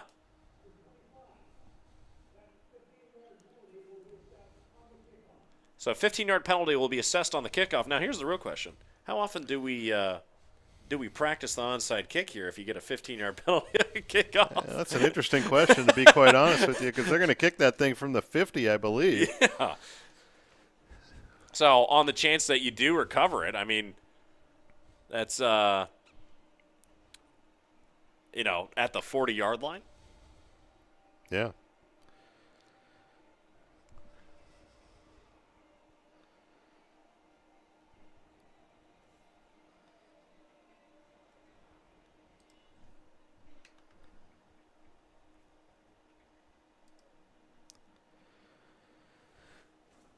Well, San Bernardino, I believe, should have taken my advice, Emery, and they should have sat on the football when they got it. They were looking at a 80-yard field or something, and they haven't shown a lot of offense. They've shown me nothing to believe that they were going to go down the field in the minute 17 unless they had that one big play. Yeah, I mean, and you got to imagine the way that Eggleston was dropping back in the pocket. That's what they're looking for, is drop back and throw for a million yards. That being said, kickoff coming here for the Bobcats. And remember, they received the football to start the second half.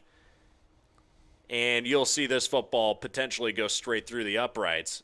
It's a good kick right there. He was a little bit short of his goal. I bet you, he was looking at the crowd. He was talking to his buddies. I'm going to kick this thing through the uprights. You just watch. And now he's got to go to the sidelines. He was 4 yards short of the goalpost. Well, Wolverines will take over on their own 20-yard line. 54 seconds to go. And now, here's the question. Are we going to take a knee this time? Are we going to run out the clock? That's what would be advised at this point. Yeah. But now it's San Bernardino who's going to go into the locker room. They're kind of licking their wounds right now. Yeah. Well, and, it can be a momentum changer. And what we were talking about earlier is it took the defense in a couple weeks ago against Eastern Los Angeles College,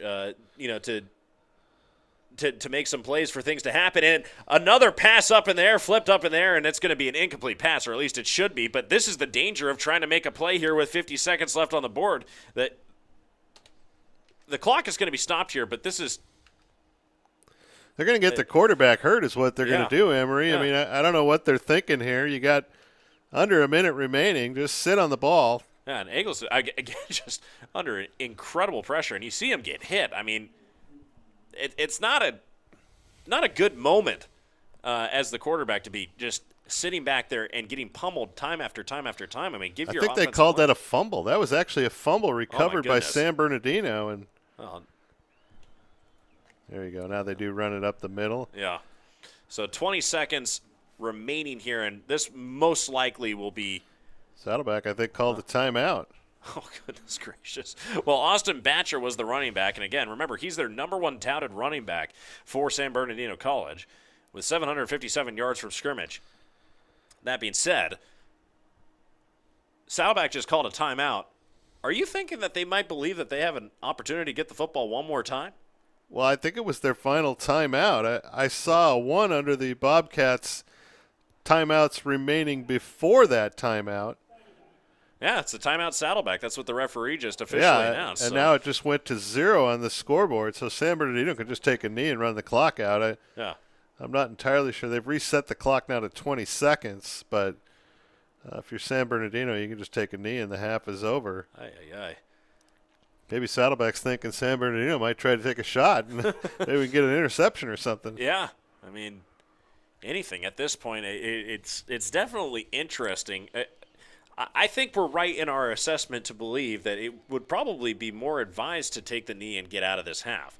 San Bernardino was at one point up 7-0, and they not necessarily a commanding lead per se, but it was a they were in control of their own destiny.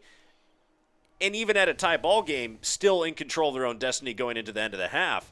But here we are, the Bobcats up 14-7. Yeah, I mean, I'm watching the offensive line for San Bernardino, and they're really struggling to get people blocked. I mean, this is quarterback number 4, from what I understand, for the Wolverines this year. And from what I've seen in the first half, they're going to be on quarterback number 5 before the end of this game because they just have not been able to keep the maroon jerseys off his back. And now, boy, Wolverines fortunate. He actually got a first down, so it wouldn't have mattered. But running back almost ran out of bounds to stop the clock. But I think he actually got the first down No, he didn't get the first down. He's about a half yard shy. Yep. Clock says 0 on the scoreboard. Now, I don't know if the referees have called for a stoppage of clock there, but the general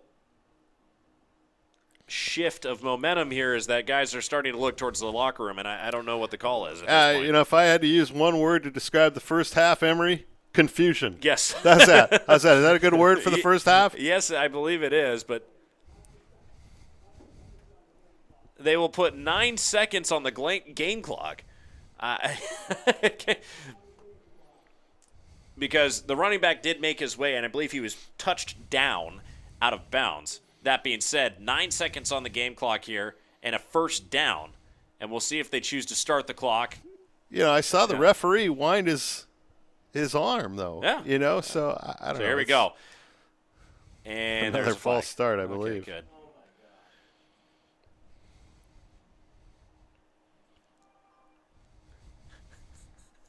Well, nonetheless, 5-yard penalty for encroachment. We'll place the football on the 40-yard line. And, I mean, if you're San Bernardino at this point, what is the danger of throwing the football as far as you can down the field potentially? And I think that's what they're going to try and do. Eggleston dialing it up, trying to throw real far down the field, and he's going to get intercepted, and the football's going to be grabbed by – well, it's intercepted. That's part one of this call. Yeah, I think it was number 20 with the pick, Trevor Romaldo. It was Trevor Now we got a Romaldo. fight at the middle of the field. There's a bunch of guys in a tussle out there. Big number 71 going down to the turf. Oh, and I'm going to be honest. I might have seen what caused it. I'm going to ask you guys to look in the top of the offensive line, and somebody goes flying here in a second. Well, that's an And it's the egregious quarterback. hold Well- on number 71 to begin with. I don't know how you missed that. Watch the linebacker coming in from about. Look at the this 40-yard hold by 71, though. Yeah. The shoulder pads are showing he's got so much of the jersey. Oh my goodness gracious! Oh, I think did they say he intercepted it or did he drop it? Well, I think it's intercepted, but I can tell you exactly where the penalty is coming from. I mean, it's a hold, but Oh my you watch goodness. Eggleston just get pummeled from the linebacker, and then there was a fight going on in the middle of the field, and I'm not sure. Look at the inside play though. 65 for the Bobcats is Joseph Hall. He nearly gets undressed Yeah, by the offensive guard. yeah. I mean, that's one of the most egregious. I don't know how, if you're a back judge, how do you miss it?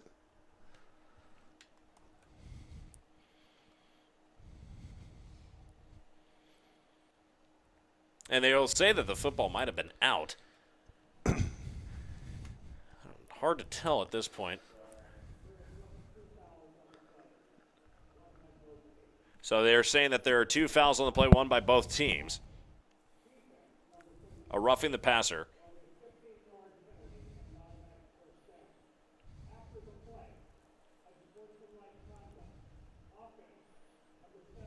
Yep, and you called it. Offense number 71 on sportsmanlike conduct.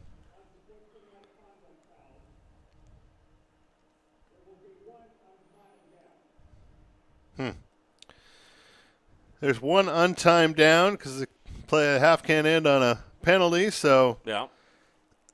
we'll see what. I think the Bobcats are just going to send a bunch of guys back in coverage.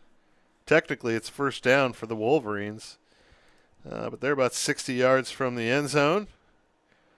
I think you're just going to. I see a couple running backs. I'd be surprised if they'd run a play here, but I've been surprised for we've the last been 30 minutes of football. So not only the last 30 minutes, I've been perplexed. I think Yeah. we've both been perplexed by the last 10 minutes of football. That being said, so we will see exactly what they choose to do here on their untimed down. I mean, like I said before, and not to say that I called it, but I wouldn't be hard pressed to see if they try to throw the football far down the field again. Interception was called back, though. It did look like Trevor Romaldo did have his hands around the football, but it was down by the ground. I'm not entirely sure exactly what transpired there. But out of the pistol will be Robert Eggleston. He's going to be throwing here on first down, and this will be into the flat over the middle of the field, and that'll be the last catch of the half. Jarrell Calhoun makes the last catch for San Bernardino. Nonetheless, 14-7, and we head into halftime. And one word to describe it, you said it, Brad. Confusion. yeah. We'll see you in a few minutes after halftime, everybody.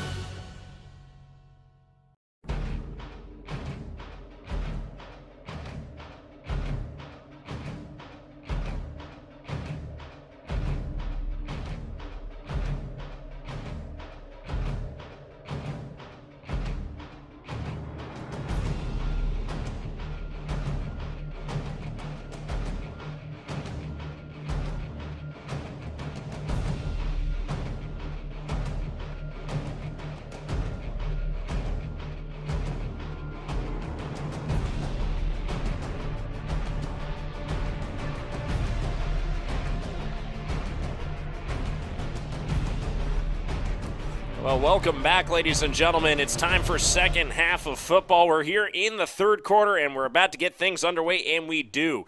A little short kick, and that's going to be out of bounds, and that's a flag here immediately to start things off. And, well, I guess the referee's not changing any part of their game plan. Flags coming out of the pockets here to start the third quarter. No, well, they didn't have any choice on that one. No. 35. Not much choice. Not much choice there at all. But we are going to see Saddleback's offense coming back out on the field. And, again, the question that we had going into the half was, are they going to be able to take that energy that they had from the end of the first half into the second half? And I think they do. The game against Elock earlier this season was another example of just, how this team can build as the game goes on. It's just a matter of correcting all those small errors and making sure the guys play good football. What do you think, Brad? Yeah, you want to finish on solid footing. I mean, this is it. This is the last 30 minutes of football for the season. You got a chance to pick up your fourth win of the year. And you go into the offseason feeling a little bit better about yourselves. And that's always better than being on the other side of the coin going in. If you're somebody like San Bernardino and you fall at the end of this game and you fall to 3-6. Do they play again next week, San Bernardino? Are they one of those teams that got a rescheduled game next week? Because they've only played 8 games. And I know that the schedule's been really funky this year with COVID. And this is unquestionably the last game for Saddleback. But, you just want to get off the field with a win, feel a little bit better about yourselves. I know it's been a frustrating season, but at the same time, you got a chance to kind of, heal some wounds here in the last 30 minutes. Well, this may be the farthest back a team might have ever kicked in 3C2A history. This football will be kicked off from the 15-yard line. Yes, you guys are not blind. This is not a problem where you're going to have to go see your ophthalmologist. And a better kick this time coming from San Bernardino, and this one will be fielded around the 30-yard line. And a nice hole opening up and running down the middle of the field is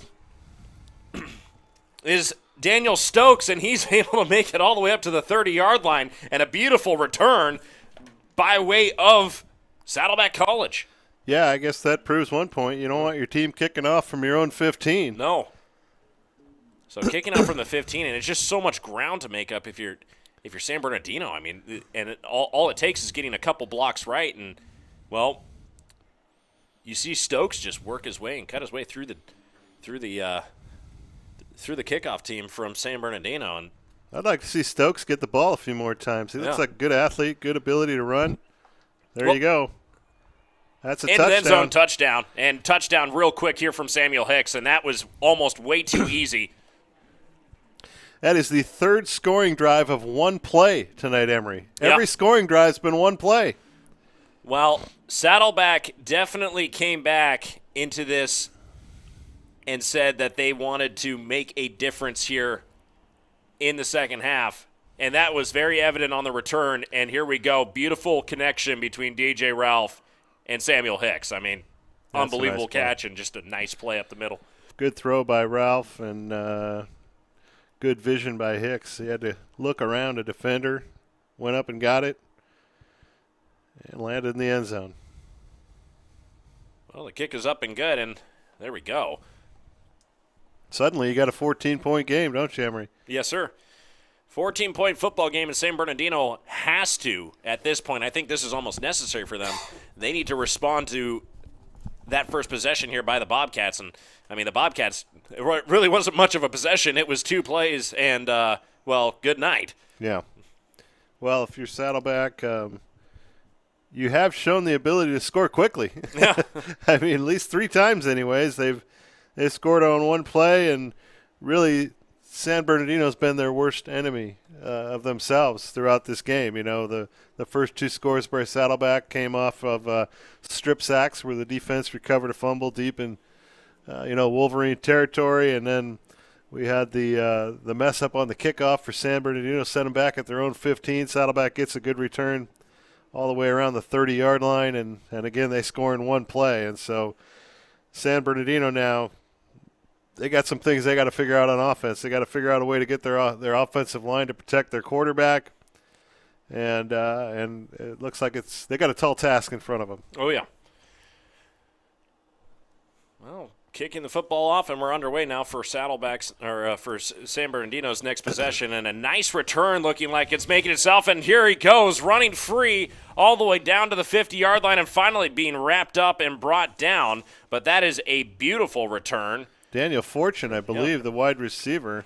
Yeah, and has not, to this point, returned to football this season, so that is his first return, and it was a good one. Yeah, Fortune, he's one of those guys on this San Bernardino team. They do have some really good athletes. They're quick, they're fast. We saw that on a long touchdown pass, and we saw it again there with Fortune, but unfortunately there's just been not enough fortunes for the Wolverines so far. Yep, that is true. Well, we'll see the offense come out on the field for San Bernardino, and still in under the helm for a quarterback is Robert Eggleston. He's going to hand it off here on first down, and who else but Austin Batcher? He's been the one to carry most of the carries tonight. Yeah, gain of 3 for Batcher there. Let's see if San Bernardino tries to slow things down a little bit and get a little bit more consistency on offense. They really haven't established any type of running game so far, and the only thing they've had is a couple big plays downfield, and other than that, they've been kind of running for their life with their quarterback. 2nd and 8 coming up, and another run play directly to Austin Batcher. Good pursuit there by the Bobcats on defense. 4 or 5 guys they had right there. One of the first guys there was, of course, Drew Hernandez, who is a freshman out of Carlsbad, 6'2", 250.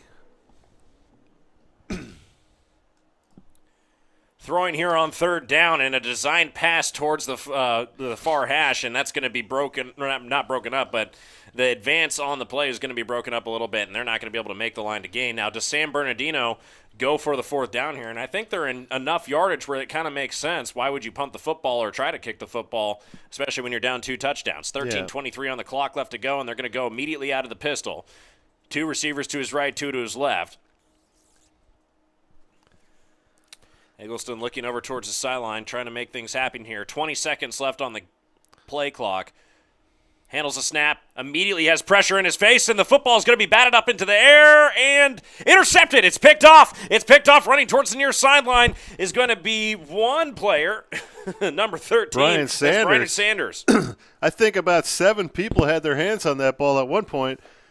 We're going to have to get that one in slow motion. I want to count right here. How many guys touched this football? Well, we can stop it. Okay, 1, 2, 3 or 4. Yeah, who knows how many touched 5. it there? 5, 6, 7. And there we go. And the last person to hold the football will be Brian Sanders. At least 7. I mean, that's incredible, right? Yeah. Oh, yeah. And it will be a turnover, and Saddleback now heavily winning the turnover game here as Saddleback will start their next drive, and a long pass for the man who returned the football a long way last time. Daniel Stokes not able to get to it this time, but he was open too. He had a step and a half on the defensive back, and DJ Ralph just overthrew him by about a foot or 2. Yeah, very close call there for the San Bernardino defense. But again, we were kind of talking about it earlier. San Bernardino with not too many guys on the bench. I mean, this defensive unit for San Bernardino has to be getting at least a little bit winded here, and I know we're just out of halftime, but this has been a lot of time on the field for them, and we'll see a flag. I want to go back to that previous play with the interception. You know, when you think about it, the center touched the ball, the quarterback touched the ball, and then 7 other guys. 2, you had 9 out of 22 guys 3, touch the ball. 4, 5, 6, 7, 8, 9. That was incredible. Well, 2nd and 5 coming up after the penalty. The line to gain will be around the 49-yard line of the Wolverines. And we will see Ralph in the pocket, throwing kind of on the move and trying to make a catch, and he does catch the football as Darius Maxwell, but he was out of bounds, so it'll be incomplete. 3rd and 5 coming up here with 12:44 on the clock. Clearly the Bobcats showing the signs that they want to throw deep. I mean, they've already done it 3 or 4 times here over the course of, about just over 2 minutes of this half. I mean, they're seeing single coverage on the outside, and they're saying we like our chances. What is the call? We do have a flag on the play. Gosh. Looks like it's going to go against the Bobcats. Well, you see the football moving back, so it's 10 yards, most likely a hold there. Yep, and it will be. So 12:44 with a hold. I'm a little surprised San Bernardino took that penalty. It's going to be second down again for Saddleback. It would have been third and about 5. Now, 2nd and 15 now coming up instead.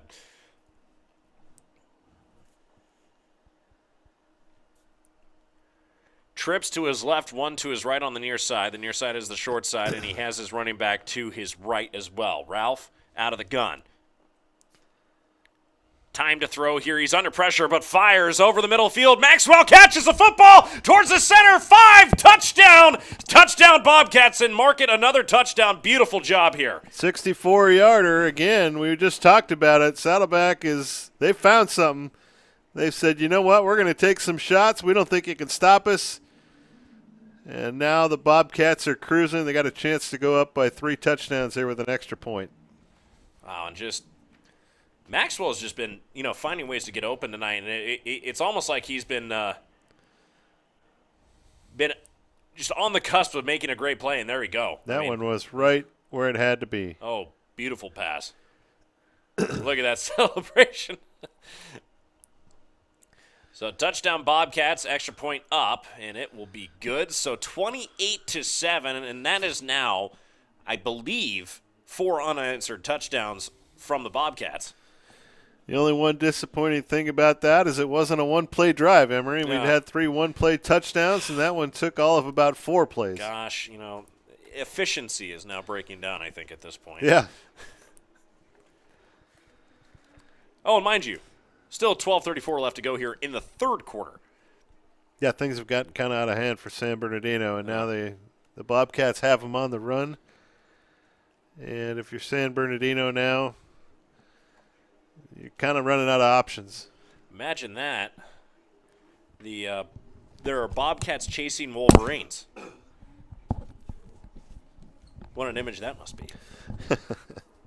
Who do you put your money on in a Bobcat Wolverine fight? Emery? Wolverines are pretty gnarly. They're pretty tough things, I think, yeah. But, Bobcats are quick, though. The thing is about Bobcats is you think they're these small, cuddly creatures. They'll kill a baby cow. I'm not even kidding. So yeah, I know nothing about the Bobcat family. Other than that, I brought it up one time earlier in the season with Mike Cepeda. I said, Mike, do you know what a group of Bobcats is called? I said, it's a clouder. It's a clouder. He didn't know. He didn't know it was called a clouder. A clouder of Bobcats. A clouder of Bobcats. That's what it's called. Well, get ready for a lot of calls referring to the clouder of Bobcats. Football dropped, but eventually taking a knee here and a touchback in the end zone for the Wolverines. And like I said, get ready for that call. You're going to hear that. If there's another sack in this football game, it's going to be a clouder of Bobcats. That's right. Attacking the quarterback, for lack of a better term. I told Cepeda, I said, we're an institution of higher education here at Saddleback College, and we know those kinds of things here. Wait, you don't only do football? Driving through the sports facilities, I mean, if anybody online is a prospective player, I have to say, I wish I would have played baseball here if I were to go back to my college career. I mean, such a beautiful facility, and Saddleback is just it's a great institution for sports and athletics, and it's a good place where you can develop as an athlete. I don't know, just a little PSA there from me, just observing. Well, it's the facility upgrades have been immense. We got another flag behind the play on this one, probably in the area of holding, going to go against San Bernardino. But when you take a look at this facility with the stadium and the tennis facility, which is probably the best tennis facility that was just built. We're looking across. You can't see where we're looking, but we can see the tennis facility from up here in the press box, and it's a grade A facility that was just constructed a year and a half ago. And then the next thing on campus that's going to be done, that they're supposed to break ground after the spring semester. They're going to break ground on a new softball facility. So really, yeah, it's there are a lot of upgrades, and if you're an athlete out there and you're looking to go to play set of play, I mean, it is you're going to have grade A facilities here at Saddleback College moving forward.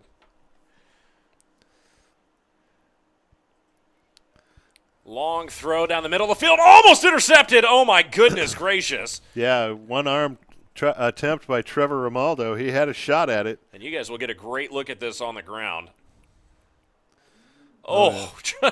just missed the football. That would have been an OBJ-type catch right there. OBJ, of course, coming to the Rams, and then it was announced today Robert Woods is out for the season with an ACL, so it looks like OBJ comes to a pretty good situation with the Rams now. Oh, so close. Yeah, OBJ probably going to be looking at either number 1 or number 2 wide receiver in that core there, if that's the case. Though it's always interesting, seeing guys coming over to teams mid-season, especially like that, and see how they will gel with the rest of the team. Pass caught, but not for much yardage, maybe a little bit here, just trying to get towards the original line of scrimmage, all the way up to the 22-yard line is where they're going to mark it. 3rd down and 13. See if the Bobcats bring a little more heat this time, try to get to the quarterback again. He has been pressured all night long. He's thrown a few up there for grabs. We saw the last one hit 7 different people before it was picked off. It's been a tough run here the last few drives for the Wolverines. Well, and here comes the pressure as they're bringing it forward, and it looks like their running back is demolished. Austin Batcher hit by a clouder. Yeah, there Bobcats. You go. And see, you learn stuff here at Saddleback College. Higher you come education. on the campus in Mission Viejo and you learn the word clouder. Now, I do have to say something about my old alma mater. That was the big thing over there, zoology at Moorpark College. That's what we okay. did. So, that would be information that we should know over there because we have actual Bobcats in the zoo. Well, the punting unit out on the field for San Bernardino. There's a flag out on the field. Go figure. Referee's just been they're happy. anxious to throw the flags. That kick nearly goes sideways. It doesn't even reach midfield, but they'll mark it out at the 50. No, check that 45. So they're going to get offsides, I think, against Saddleback. That'll at least give them another opportunity to get a little better kickoff. Saddleback's been had quite a few of these called on him here tonight. Either the false starts on the offense or offsides on the defense. They're a little bit anxious. Fortunately, in a game like this at 28-7, it really hasn't cost them at this point.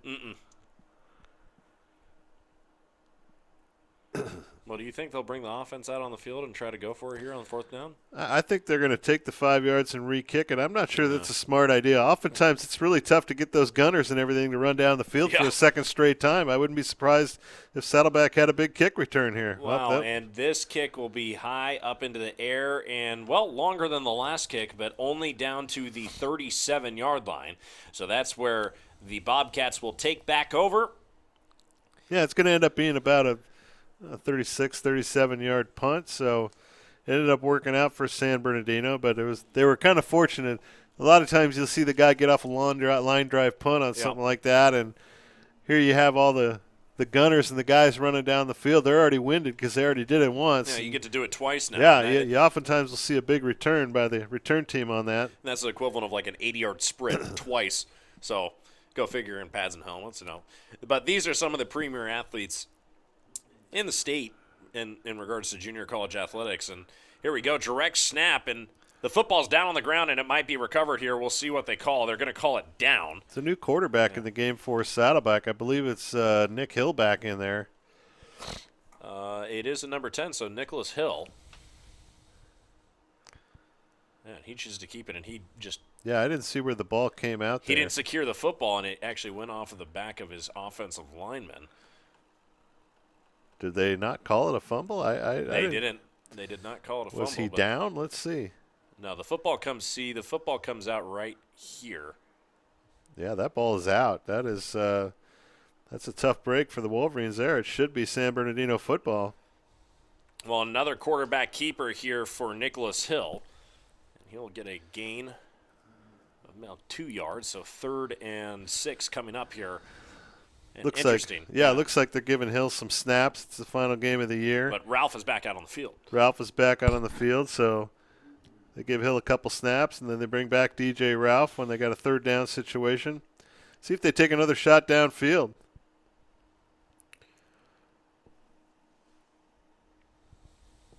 And Thodius Ashley, the running back in for right now. Pass over towards the far side. handled and finally brought down Hicks. Sammy Hicks had about 1 yard to go after he caught that ball, and he decided to turn it back and try to make a bigger play.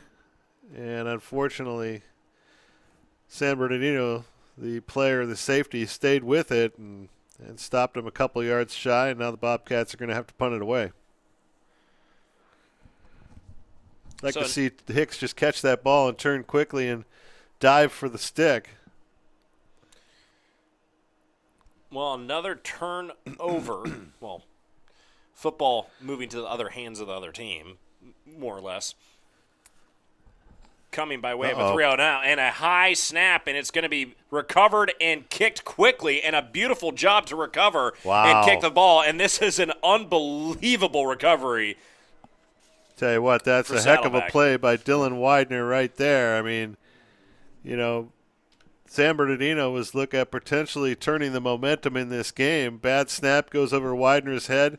He picks it up, turns, and almost does like a rugby-style kick. And fortunately, there was nobody home for San Bernardino, so he even got the roll all the way back to the 29-yard line. That goes in the books as about a 30 or 35-yard punt, but much in reality, it's about a 65-yard punt. Yeah. I mean, because that ball was he didn't pick it up till he was back at the Saddleback about 25-yard line. Wow, it was a pretty excellent job to just recover the football and get it kicked away again. Eggleston throwing towards the far sideline, and this one is into double coverage. It'll be incomplete pass. Yeah, they're just kind of throwing it into no man's land right now. I mean, there was double coverage out there, like you said, Emery, and I didn't see really an open spot on the field. And it seems like San Bernardino's kind of scrambling for answers right now. Well, clock stopped at 8:14. Still in the third quarter, 28-7.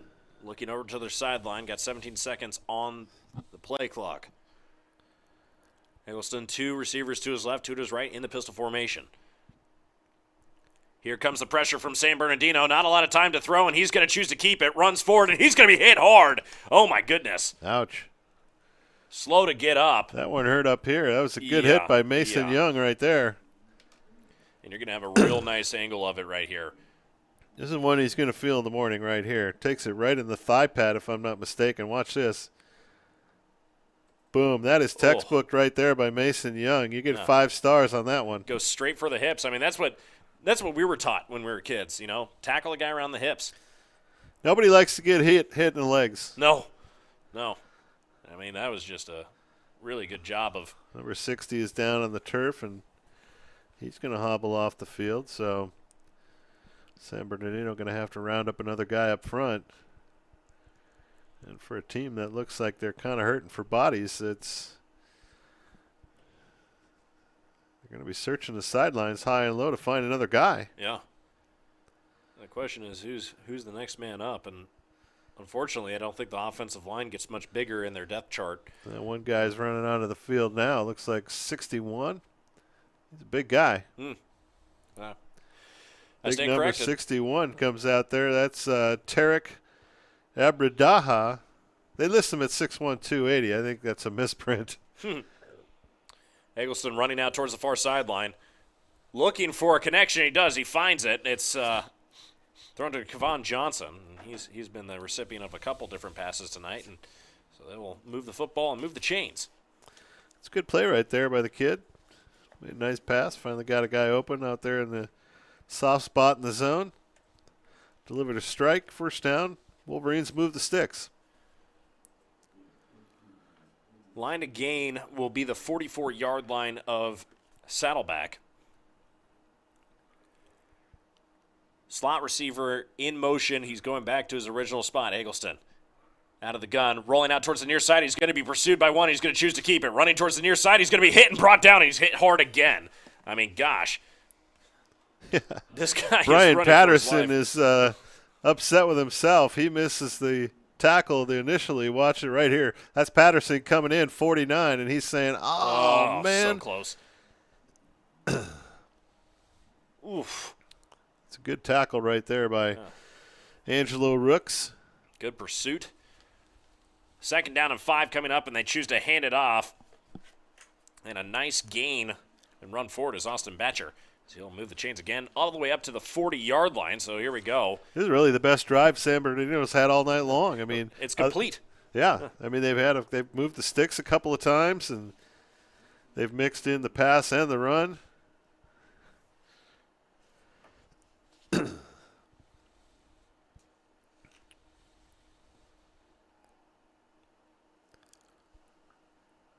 Football thrown just over the hands of the defensive line, and another catch and reception for 6 yards is Jarrell Calhoun. So he'll be targeted once again.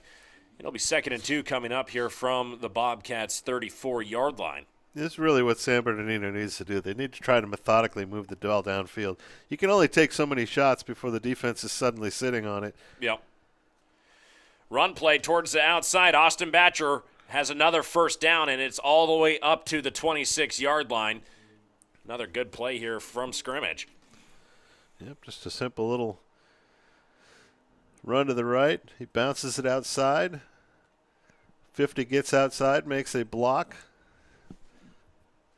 and opens up a pretty good hole out there. And San Bernardino down to the 26. This might be the farthest they've been down the field. I mean, the touchdown play was a bomb of about 91 yards. Yeah.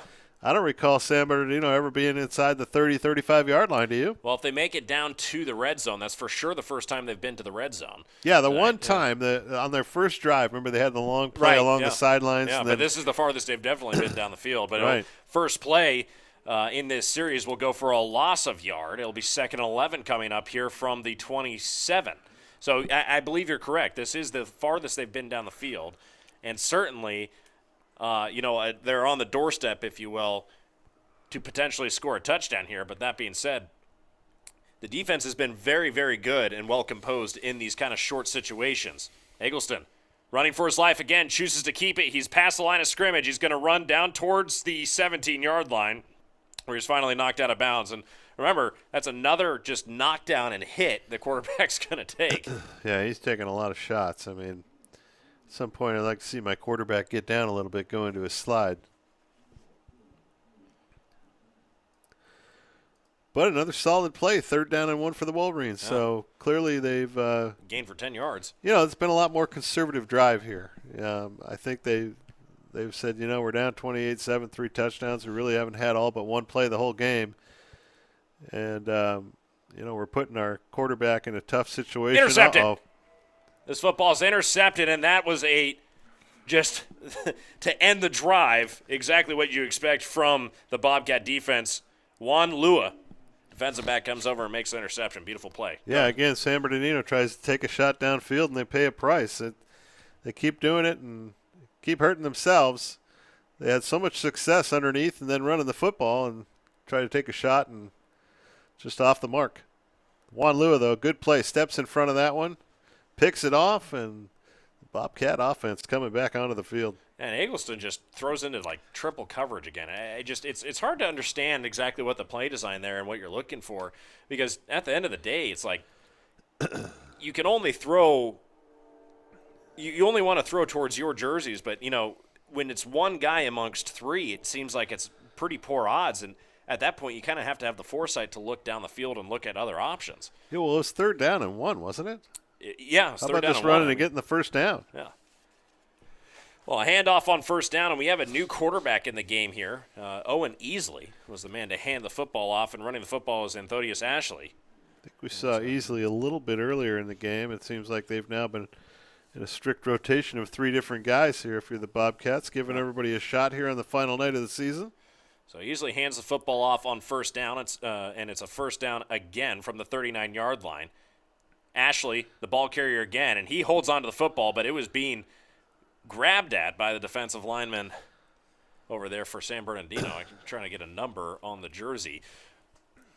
Yeah, it's tough to see these San Bernardino numbers from up here in the book. They've got a gray numbering, and it looks a little bit clearer there on your screen than it does from where we're sitting. Yeah, we're high atop this place, and it's really tough to read those numbers from up here. Easily rolling out, and he's going to be hitting. The ball's almost tipped. It's tipped and almost intercepted, but there's a flag out on the play, and we'll see if he gets called for roughing the passer. Yeah, I think it's going to be a late hit. Easily threw it, and yeah, that's what it's going to be. Watch it here. He rolls and then throws it. Yeah, and he's going to be hit he was after hit the football. Well after the ball was out of his hand. That poor decision if you're a San Bernardino right there. So first down will be marked at the 46-yard line here for the Bobcats, and Easley is going to work out a nice little drive here for his, I think this is his first complete drive that he's going to be running himself. Let's see if they give Easley a chance to throw it deep.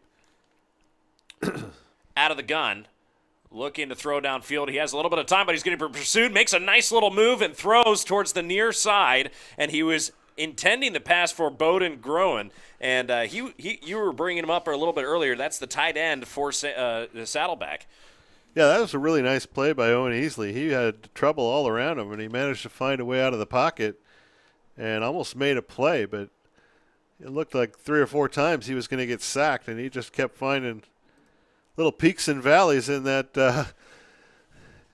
pressure, and he found a way out of there. And he kind of unfortunately, Groen just couldn't come up with it. He threw a little bit high. Yeah, he had a nice little shuffle that he just did with his feet to get out of some tight coverage.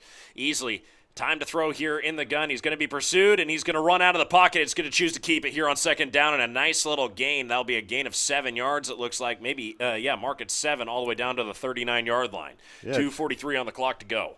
Yeah, Easley's going to come off the field. Looks like he lost a pad or something. He went into a slide, and then the defensive lineman landed right on him. I'm almost a little surprised they didn't call San Bernardino for a 15-yard penalty there. I mean, hit after Easley was clearly going into a slide, and they just let that D lineman pile on. Well, back into the game will be DJ Ralph. He's going to be in the pistol with 2 to his left, 2 to his right, and he's going to have Anthodius Ashley behind him.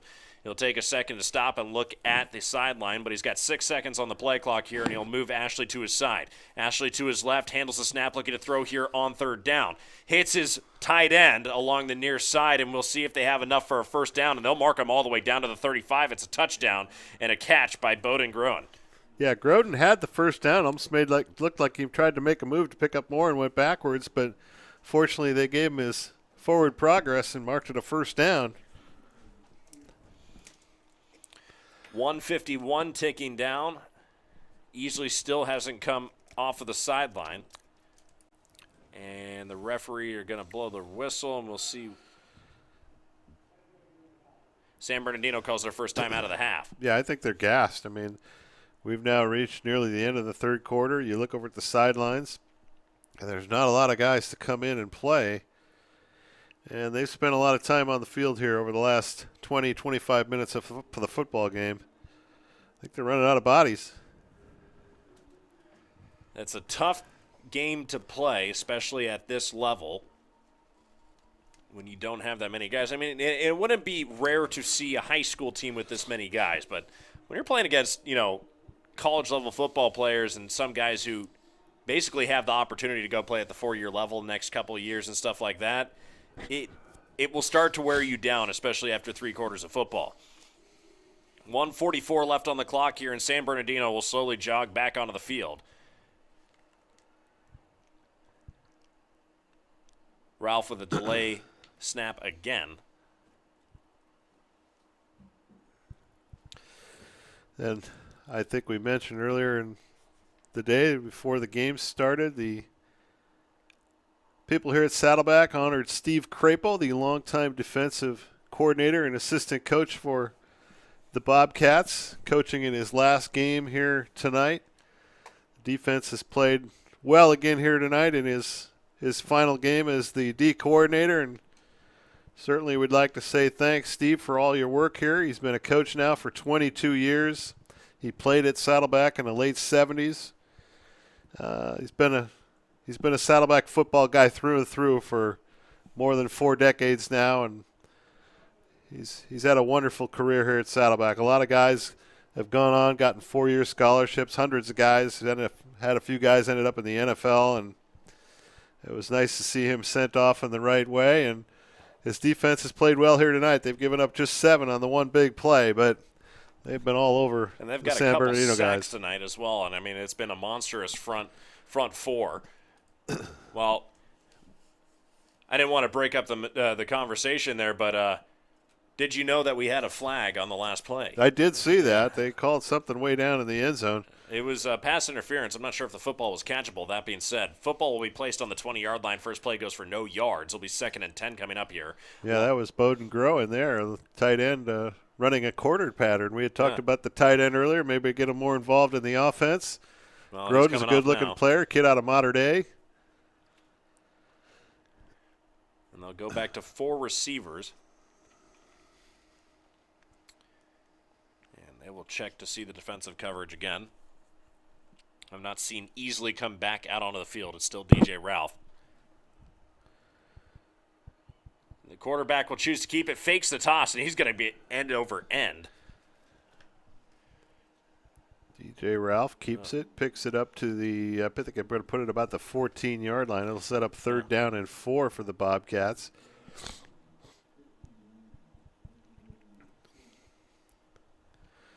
Saddleback comfortably in control. A field goal would make it a 4-score game or something like that. I guess it would be technically still a 3-score game, but you'd need 3 touchdowns with 3 2-point conversions. Right. Little shovel pass over to the other side. Anthonius Ashley trying to work his way towards the 1st down marker, and they will mark him just shy. 4th down coming up. I mean, what do you call here if you're a coach? Yeah, that didn't fool anybody, that play right there. They were fortunate Ashley got as much as he did out of it because he was staring down a defender a couple of yards behind the line of scrimmage. Looks like Saddleback's going to try a field goal now. So the kicking unit coming out onto the field, like you said, they're going to try a field goal.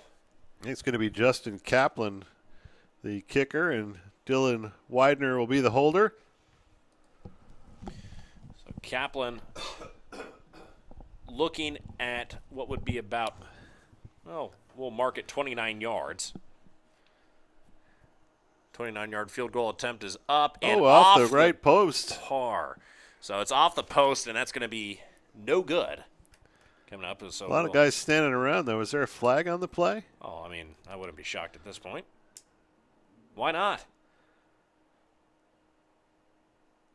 I think I see the offense going back on the field. It might have been a... Oh, number 20 was lined up. There it is again. Yeah. The phantom over the center call. Well, let's see if we can take a look at this. It was a phantom call the last time around. I'm not sure about this one. Do we have a replay of that or no? I'm going to get it back up in a second. You got to give me – I'm a magic man, but not so magic. Let's see here. Well, maybe we'll just go with this play here. It's 1st down and goal now from the 7. DJ Ralph's going to throw it. Got a guy out there. It's a touchdown. Groden. Hey, Groden. So touchdown for the Bobcats, and it's another touchdown on the board. Bowden Groen, we've been talking about him all night long. He and I had a nice long conversation down on the track before the game. Talked about his first season here at Saddleback. Said it was a real learning experience. And very optimistic moving forward for this program, and that'll make him feel better about the offseason right there. Absolutely. And so we have the extra point coming over, and that penalty just allowed a touchdown to go on the board. 34-7 now. And that will be the last play of the 3rd quarter, and that kick was almost up and blocked, and there will be a flag out on the field. Extra point is marked no good. Yeah, it might be offsides right there. It looked like the guy came across. Now if you're Saddleback, I think you probably line up and go for 2, do you not? I mean, that's going to put the ball potentially at about the 1-yard line. Oh, yeah, it's offsides for sure.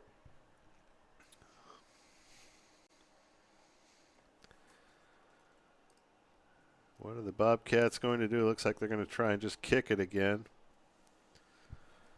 Score 34-7. Trying to work out some bugs. They had a rough week last week kicking the ball. Of course, had 3 short field goals blocked by Fullerton. That kick was blasted down the middle right there. I think there's a little bit of anger put into that one. I'm not sure, but yeah. Big lead, though, now for Saddleback. 35-7 as the 3rd quarter comes to an end.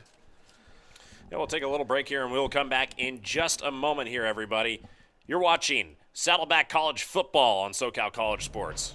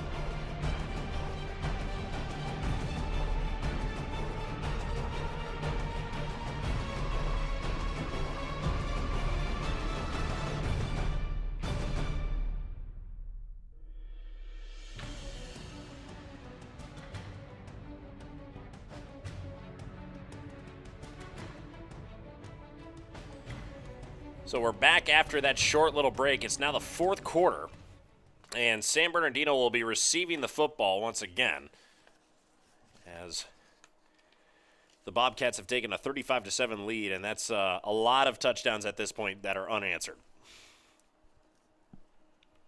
Yeah, it's 35 unanswered, and if you're Saddleback, your next goal is to make it 42 unanswered. Right? Yeah. Well, a nice little return here for San Bernardino, and it looked like it was returned by Daniel Fortune. So it'll be his second return of the season, and both of them are coming in this game, and he actually had two good, so far it's two good returns tonight. So yeah, no, he looks like a guy that's got a little extra pep in his step, and one of those guys that season gets long in the tooth and probably getting his first playing time, and he might be a little bit fresher. Yeah, trying to make a name for himself. Can't blame him, really. No. 14:53 here on the clock. First down is a run. Yeah, that wasn't going anywhere from the get-go. And that was Staples, I believe, with the ball carrier there. Calvin Tubbs was a guy that was broke that thing up very early on. Tubbs, they list him as a running back / fullback, but he's gotten some spot duty up there on the defensive line here as the season's gone on. And we'll check that. That was Damon Knighton, who's the ball carrier there.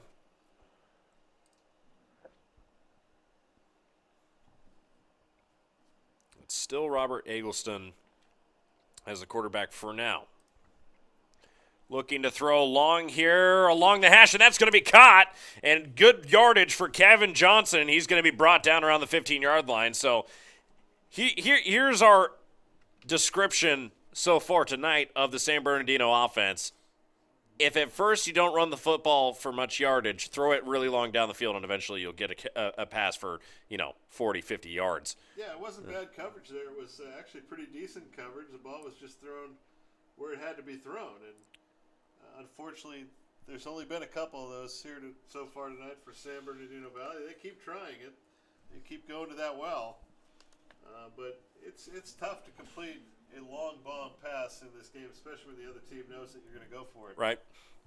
Well, pass intended for Latavion Staples, incomplete over there on the far sideline, near the corner of the end zone, but falls incomplete. It was ultimately out of the reach. Eggleston standing in the pocket, firing a short pass, and it's going to be broken up. Good coverage here from from the Bobcats. Just a little underneath pattern there. He threw it a little bit low. Tough ball to catch. When it gets down there around the kneecaps, it's a tough ball to catch. Third down now for San Bernardino. I don't think you're going to see any field goal opportunities here when you're down 4 touchdowns. Yeah, this is definitely fourth down territory, yeah. Without a doubt. And they'll choose to hand it off here on third down, and now this is going to be actually a very attainable third down or fourth down situation.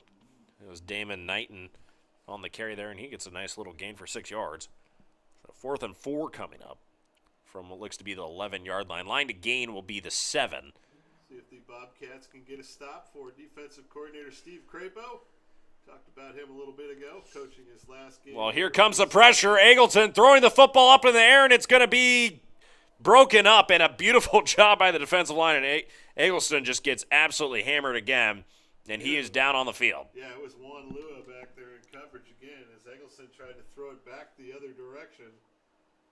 And if Eggleston's hurt, I'm not sure what you turn to next at quarterback. He was apparently the number 4 guy in the rotation to start the year, but he just gets landed on. He threw awkwardly. Juan Lua with good coverage again. Well, he was rolling around on the ground, and it didn't look like it was good at that time. So we're going to go ahead and take a break. We'll be back in just a moment, everybody.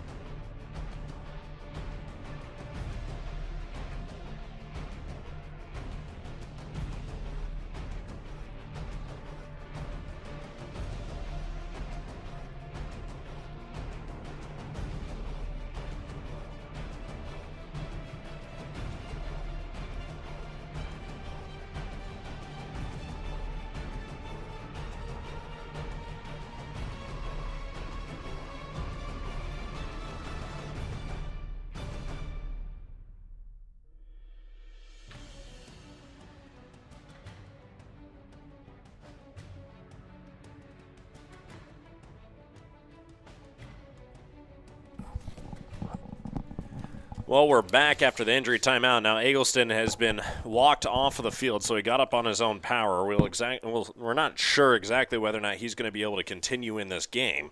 That being said, that was a turnover on downs, and Saddleback's offense is now back onto the field on their own, mark that 11-yard line.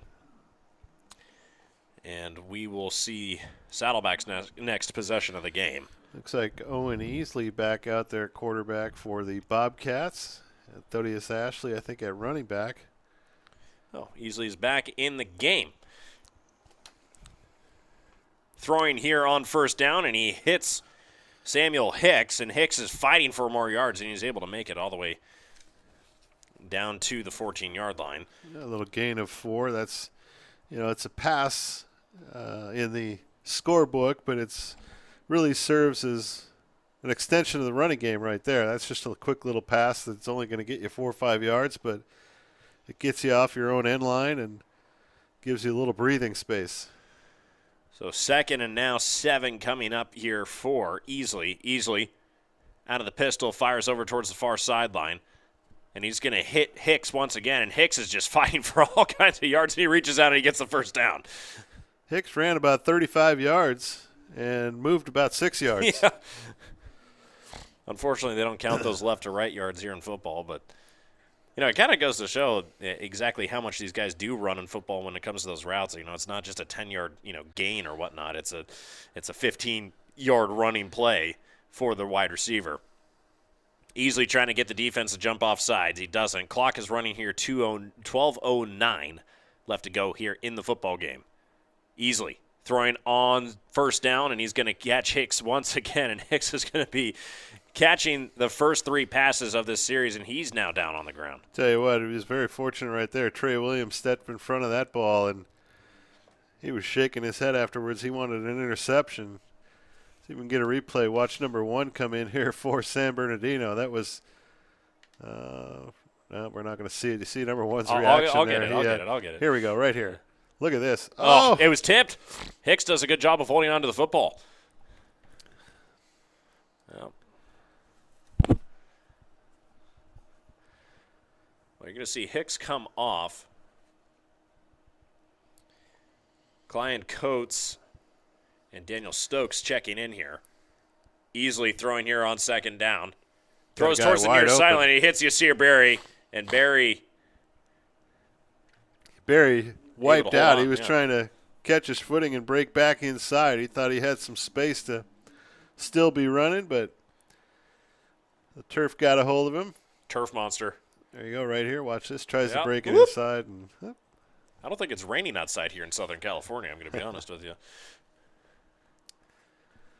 Good play, though, for the Bobcats. They get it up to midfield. First down from the 50-yard line, driving to the 40 is what they're looking to do here. Easily out of the gun, 13 seconds on the play clock, handles the snap. Looking towards the near side, trying to find a good reading. He does. He finds Daniel Stokes, and Stokes able to work his way down the field, and we'll see where they mark him out. It's the 39-yard line. Check that 38, and it'll be 2nd and 2 coming up here with 10:51 ticking down. Yeah, what I'm seeing right now is a San Bernardino defense that looks very tired. Yeah. And, the Bobcats, they've really cleaned things up offensively. I hate to jinx them right now, but they've cleaned up the penalties on the offensive line. We haven't seen the holding. We haven't seen the false starts here in the second half. Everyone looks like they're on the same page right now. Yeah, just keep the ball moving forward. San Bernardino has a lack of players. Keep them out there on the field. They're going to get tired, and I think that's what we're seeing right now. Well, we have a new arm warming up on the sideline there for San Bernardino, so the next quarterback will be up. And here we got a handoff to Ashley, and Ashley's got space in front of him. 10-5, touchdown! Touchdown Bobcats, and that is another way to rub it in for the Bobcats, and Ashley with a beautiful run down the field. Yeah, and that's the result of a worn-out defense. We were just talking about it. Ashley finds a seam, and there's just nobody home. I don't think he got touched until he was inside the 5-yard line. Cameras down there getting a shot of Ashley. And you guys will get a good shot of it here at home. Here we watch go. Ashley just hit the edge right there, cuts inside, and nobody home here for San Bernardino. No, the Bobcats are feeling it right now. The extra point is up and through, and that's 42 straight. And when you think about it, they didn't score their first points until there was, about 3-4 minutes left in the first half? That's a pretty good run. I mean, they're now in the last 20 – well, my math isn't really good. Probably about 20 minutes to 25 minutes of football. Saddleback's now scored 6 touchdowns. Well, that's just executing and not making a whole lot of mistakes, got to be honest here. San Bernardino – well, and Saddleback for that matter. In the last throws of this season, it's all about, trying to get home safe and, find a way to put some things on your highlight reel. But at the end of the day, Saddleback just proving why they are the better team tonight. Yeah, well, they're just a bigger and more physical lineup. I mean, you could tell when San Bernardino showed up and they only needed one charter bus to carry the team that it was probably – not going to be their weekend. And we even took 2 for my high school baseball team. Right. And so, the Bobcats now finally found their footing late in the first half, and that turnover that they got and scored on one play, you could just see the energy in the building was really changed. And any hope at that point was more or less gone. Yeah, you got to give San Bernardino credit. I mean, they played really hard for the first 25 minutes of this game, and they've continued to play hard. They're just outmanned right now.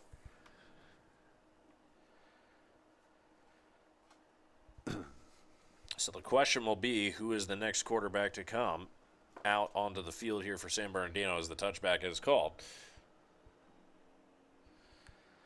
That will be the interesting question, or will maybe they stick just another guy back there? Maybe there's a wide receiver or running back that's got experience playing quarterback back in high school. And number 4 is Eric Wells. He's number 2 on the depth chart here for San Bernardino. He's listed as a tight end on my score sheet as Eric Wells. Yeah. But he's number 2 on the depth chart in terms of guys who are catching the football here for San Bernardino. So maybe the tight end coming out on the field. We'll see. Well, I don't see 10 out there, so we know that the guy that was in there, and I think it's number 4. It's Eric Wells. All right, for his first outing of the season as quarterback, he's going to be looking to protect the football here, and he'll be out of the pistol on first down. Yeah, I don't think you're going to see anything special here. I think it's going to be student body right, student body left. Yep. Let's get on the bus and get the heck out of here. Austin Batcher runs the football here on first down. 9:57 ticking down, and it'll be a nice gain of 3 yards. 2nd and 7 coming up here from the San Bernardino 28-yard line.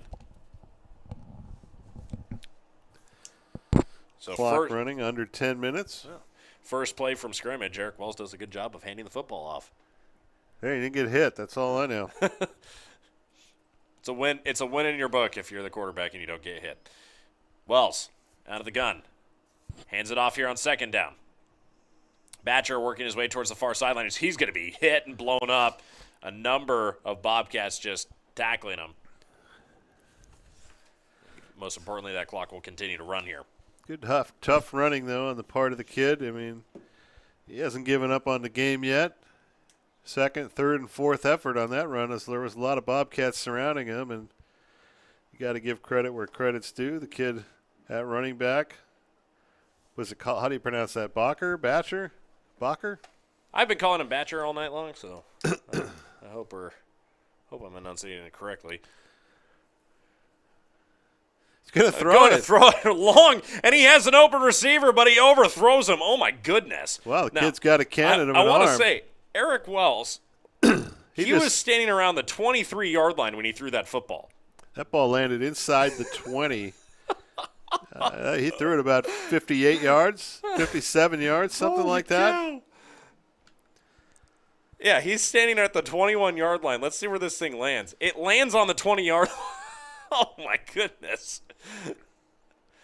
Well, San Bernardino had a game plan coming in, and they don't care who's on the field. They're going to try to carry that out, whether it's the quarterback or the backup tight end playing quarterback. Uh-oh. This is trouble here. Uh-oh. And that football is going to be picked up, but getting demolished is the punter here for San Bernardino, and Julian Pan had nowhere to go. And this football is going to be turned over on the 13-yard line. And, well, things just they're kind of unraveling right now for the Wolverines. Yeah. Maybe it's time to See if start running the Saddleback football. tries to run the football, but the problem is just about everything is working right now. You got a defense that's just gassed, and Saddleback's gonna bring Nick Hill back out there at quarterback. It looks like, and got a new running back in the game for the Bobcats. It looks as if Jack St. Fleur is going to come out there. Jack St. Fleur has made a lot of big plays for this team. Yeah. Hasn't gotten a ton of opportunities, but when he has, he seems to break off a big run every time he's in the game. So Fleur in at running back, and he will handle the first snap as it's handed off to him from Hill. Gain of 5 yards, so 2nd and 5 coming up, and the clock will continue to run. Jack St. Fleur, a freshman, 6 foot, 190 pounds. That's a big running back. Yeah, he's got surprisingly good speed in the open field. We've seen it a couple times this year. They've given the bulk of the work to Wimmer and Ashley for the most of the season. And St. Fleur has been about the number 3 or 4 guy in the rotation, depending on the game. Hill hands it off to Fleur again. Fleur is going to be hit and wrapped up behind the line of scrimmage. A loss of 2 yards back at the 11-yard line. Mark that 3. He'll be a loss of 3. Yeah, it's just a read option, and that's probably one where Nick Hill probably should have kept the football because the Wolverines were pinning their ears back for St. Fleur on that one.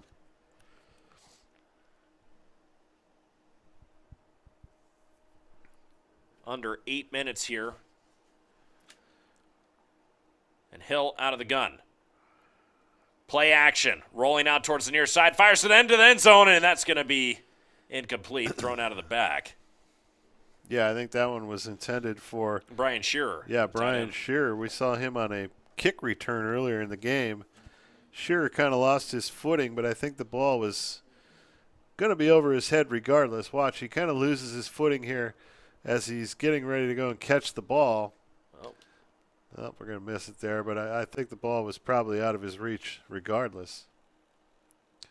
There that was thrown. He kind of loses his footing and falls down, but that ball was a good 6 feet over his head, so now Saddleback's going to make a field goal attempt here. I think it might be Connor Grace. Who is it? Is it Connor Grace? Looks like it is Connor Grace. And that kick is no good. Wide left.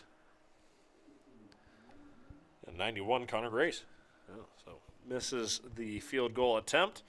It'll be a turnover on downs, and out will come the defensive unit. 7:17 left on the clock here. We'll see who goes in at quarterback now for San Bernardino.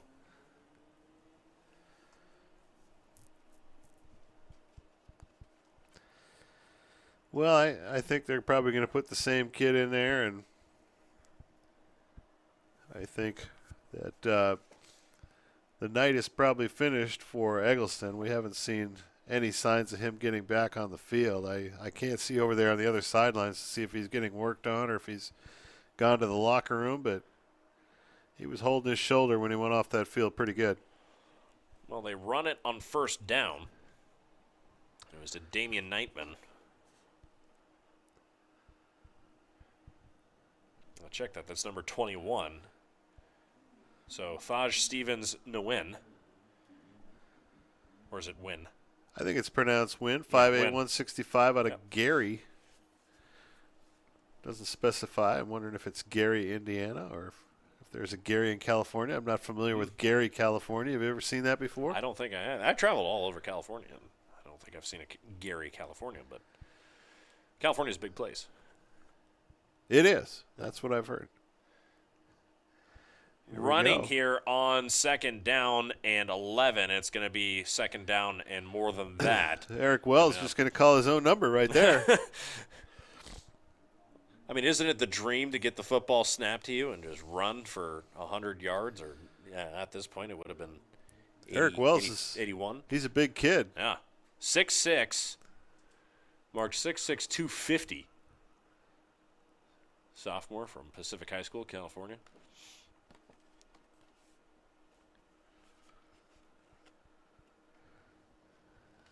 Third and long here, and methodical are the Wolverines in their play calling. Clock's all the way down to 5 seconds. They got to snap, running get out the of football time off here now. I'm not sure they're going to get it off. They do.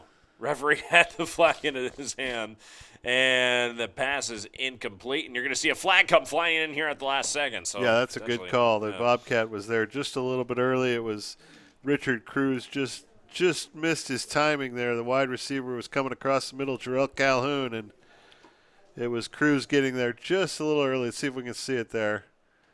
A little bit late getting there, but. Oh. Yeah, it's kind of hard to see, really, but it looked to me in live speed that perhaps he got there a little bit early. He didn't seem to complain about it a whole lot. That's usually a good indicator. Yeah.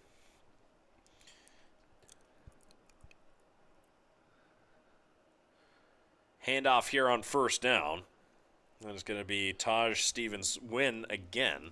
Really nice job by Nathan O'Rourke there. He had to fight through a blocker. Now a late flag comes in. The officials apparently aren't interested in going home. Oh, Gary High School is in Pomona, California, so it makes okay. sense as to why he's over there at San Bernardino College.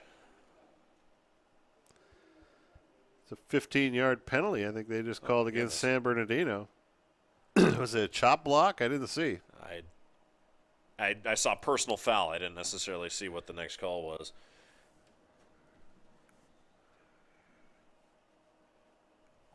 Well, we're down around 5:25 left in the game, something like that. Yeah, 5:23. Clock will continue to go down. It is running. At 42-7, I think we're well within saying that the Saddleback Bobcats are going to finish the season at 4-6. Uh-oh, this is trouble. And that's going to be intercepted. Intercepted and running towards the far sideline is Tanner Gunnell. And Gunnell is going to have, I believe, his second of the game. Yeah, that was just thrown up for grabs there. And that's one of those things right there. It looked like a tight end throwing the football. That's what it looked like. Yeah, unfortunately, Wells got absolutely pummeled here. And they're going to say a blow at the knee. I don't know if that pass was actually down at the knee. If you watch this again. Thomas Branconia gets him a little bit low, but I don't know. That's nowhere tough. Near the knees. He kind of hit him around the waistline. He just got he got hit up top and below. But so that will annul the interception. Yeah, that's always one of those things you watch football in this day and age, and you ask yourself the question, you got these guys that are coming in on the quarterback. They're running a 4-5 or a 4-6. I don't understand how they're supposed to stop. If somebody needs to explain that to me. The guy's coming forward. He hasn't thrown the ball yet. I mean, for all intents and purposes, he could pump fake it. Yeah.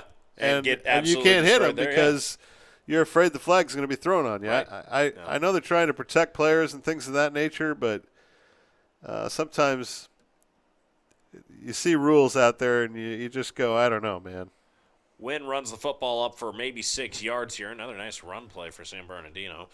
Clock will continue to run under 5 minutes here at the Bobcat Stadium. And the sole charter bus for San Bernardino starts pulling up near the exit gate. Well, I don't know. I mean, I look at that roster. It looks like they got to have 2 buses for that team, don't they? I mean, there's got to be 45, 50 guys. Well, it's nice. No, there is a second bus. There we go. Just to clarify, right. San Bernardino does have 2 buses taking their team home. So, well, it's nice to have one road to yourself, especially after a long football game. Wells throwing here again, and he's going to be hit as he throws the football. No flag this time, and that went straight up into the air. But there's a flag down on the field around the 40-yard line. Yeah. Holding defense. So, clock will stop. I got to tell you, at some point, you got to just run the ball and get out of here. There's 4 minutes plus left, and you're on your 5th quarterback now. And at some point, you got to figure out. At some point, you got to figure out why the first 4 got hurt. Right. That seems more important than trying to develop a passing game. Right. Down 5 touchdowns late in the 4th quarter. I don't quite get it. Yeah, it's tough. And hats off to Wells. I mean, he's just standing there taking the direction from his coach. He's trying to do his best job. Meanwhile, Wynn running forward for 4 yards. He'll be up at midfield, so no man's land it is for San Bernardino. And the clock will tick under 4 minutes now left in the 4th quarter.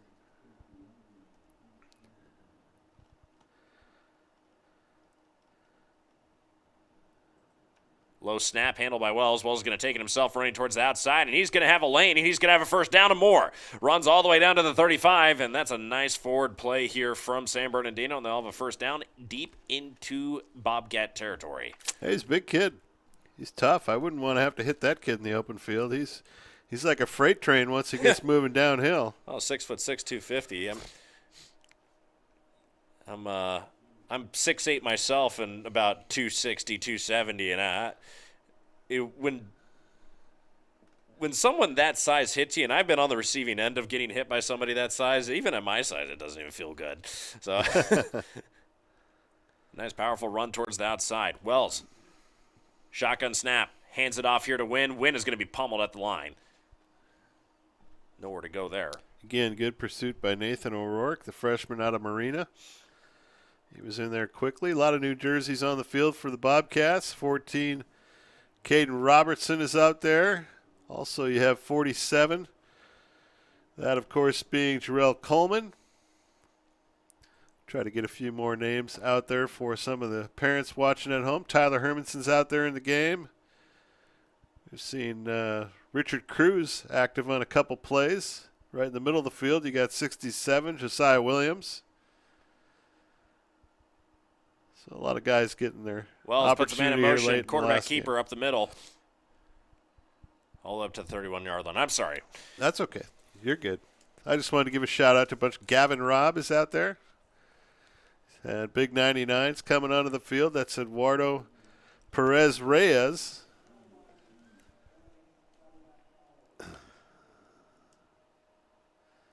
Ethan Cargill out there.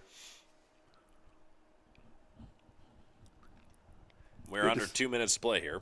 Yeah, good to see a lot of new guys out there getting an opportunity. And a nice, powerful run coming here from Backer. That'll be another first down here. Stops the clock, 1:45. San Bernardino trying to drive down the field here in the last waning moments of the season. Trying to give them something to feel good about here as they get on the bus ride home. They once had a 7-0 lead in this game, and it disintegrated quickly. Wells going to keep it himself, running forward.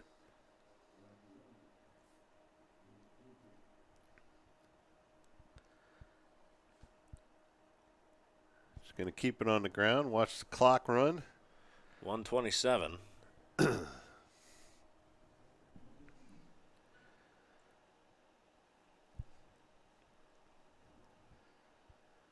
So the Bobcats are going to finish the season 4-6 under first-year coach Kerry Crabb. Looks like San Bernardino would drop to 3-6. Again, it's unclear whether or not they have another game next week with all the postponements and things of that nature this almost year. Intercepted. 1 minute and 1 second left to go. Nearly another pick downfield. All those guys back there now, they're getting their opportunity. They say, I want mine. Well, 3rd and 9 coming up, and presumably this is 4-down territory, I suppose. I don't know if the kicker wants to go get some here late in this game. If you're Saddleback, it's obviously, the big spectacle all season long was the brand new stadium. And Correct. They played 6 games at home. They had kind of a funky schedule. They were supposed to play LA Southwest in week 1, and Southwest didn't have enough players to have a team this year, so they had to reschedule and play at home against Glendale, and they had a postponement against Mount Sac. Game got moved back a few weeks, so they ended up really they had a bye in week 2, and then they had to go out there and play 8 or 9 straight games, 9 weeks in a row, and that's a pretty tough thing to do at this level, especially when you're talking about mostly freshman kids that are not used to playing college football and the rigors of what's much bigger and faster and quicker game than it is in high school. And so I think all the things kind of took their toll on the team this year. They had some moments where they looked very good. They had some moments where they looked like a bunch of freshmen, quite frankly. And, there was really only the Riverside game where Saddleback really wasn't in it for most of the game. But they kept a lot of games close. They nearly upset Ventura. They had the game even with 6 minutes left. Then you think about the game that they had against Fullerton. They had 3 field goals blocked, and they were all short field goals, so they would have beaten the Hornets. And then, of course, there was the other game they lost to Mount Sac where they had a lead in the fourth quarter. So, they had a lot of opportunities. But at the end of the day, it's going to go in the books as a 4-6 season here for Saddleback. And now you got a lot of freshman kids that have gotten a lot of game experience here this season. They were a very, very young team. Most of the offensive line was all freshmen. The quarterbacks were mostly freshmen, the guys that played. And so they got a lot of football under their skin now. And so next year the expectation is that they're going to come back bigger, faster, stronger, and the expectations are high moving into next year. And it always feels good to get out of here with a win on the final night. Well, San Bernardino calls a late timeout here, and they will have one remaining in this half as they will try to go for it here with 4th and 8. Line to gain will be the 2-yard line. Throwing deep to the back of the end zone, and it'll be caught, but not in the field of play here. Really great to have you guys here all season long from SoCal College Sports. We had 6 games we streamed this year, and right. Wonderful work by the people at SoCal College Sports. We're so happy of our relationship with them this year, and hopefully we can continue that into the future. And great work on the camera crews and everybody working the board and the scoreboard and the whole thing. And I tell you, it's been a top-notch season in terms of bringing the games to you, and hopefully we'll get a few more wins next season when we get ready to go again next fall. Yeah, that's the big thing is building off of your experience. Mind you, a lot of these guys didn't even get to play a season last year, so it's your first season back after a year off, and that can take the edge off of things, especially when you're trying to build a junior college, team, and a lot of these guys are still coming into their own, and there's a lot to go with that.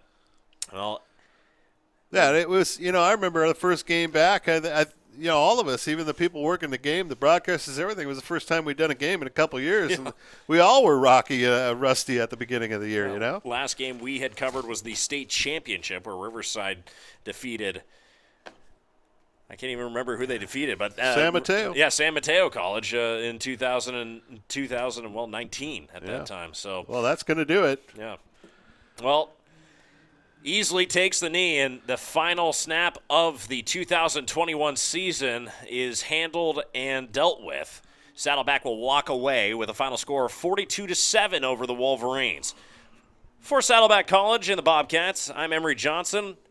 We'll see you guys later. Do you have any final words, Brad? No. I think we kind of said it all. It's been kind of a long season and filled with a lot of ups and downs and COVID breaks and wondering if you're going to play and rescheduling of games and up and down play throughout the game. And so, I wish the best of luck to Steve Crapo now, who moves into the next chapter of his life, the longtime defensive coordinator. He's moving on, and so the Bobcats get a nice performance on the final night of the season to give the defensive coordinator a good taste in his mouth as he heads towards retirement now. So it's a good way to finish, and it's time to go and hit the weight room and get yourself back in bigger and better and stronger and faster physical conditions so that next year you can come out and make a run for the playoffs.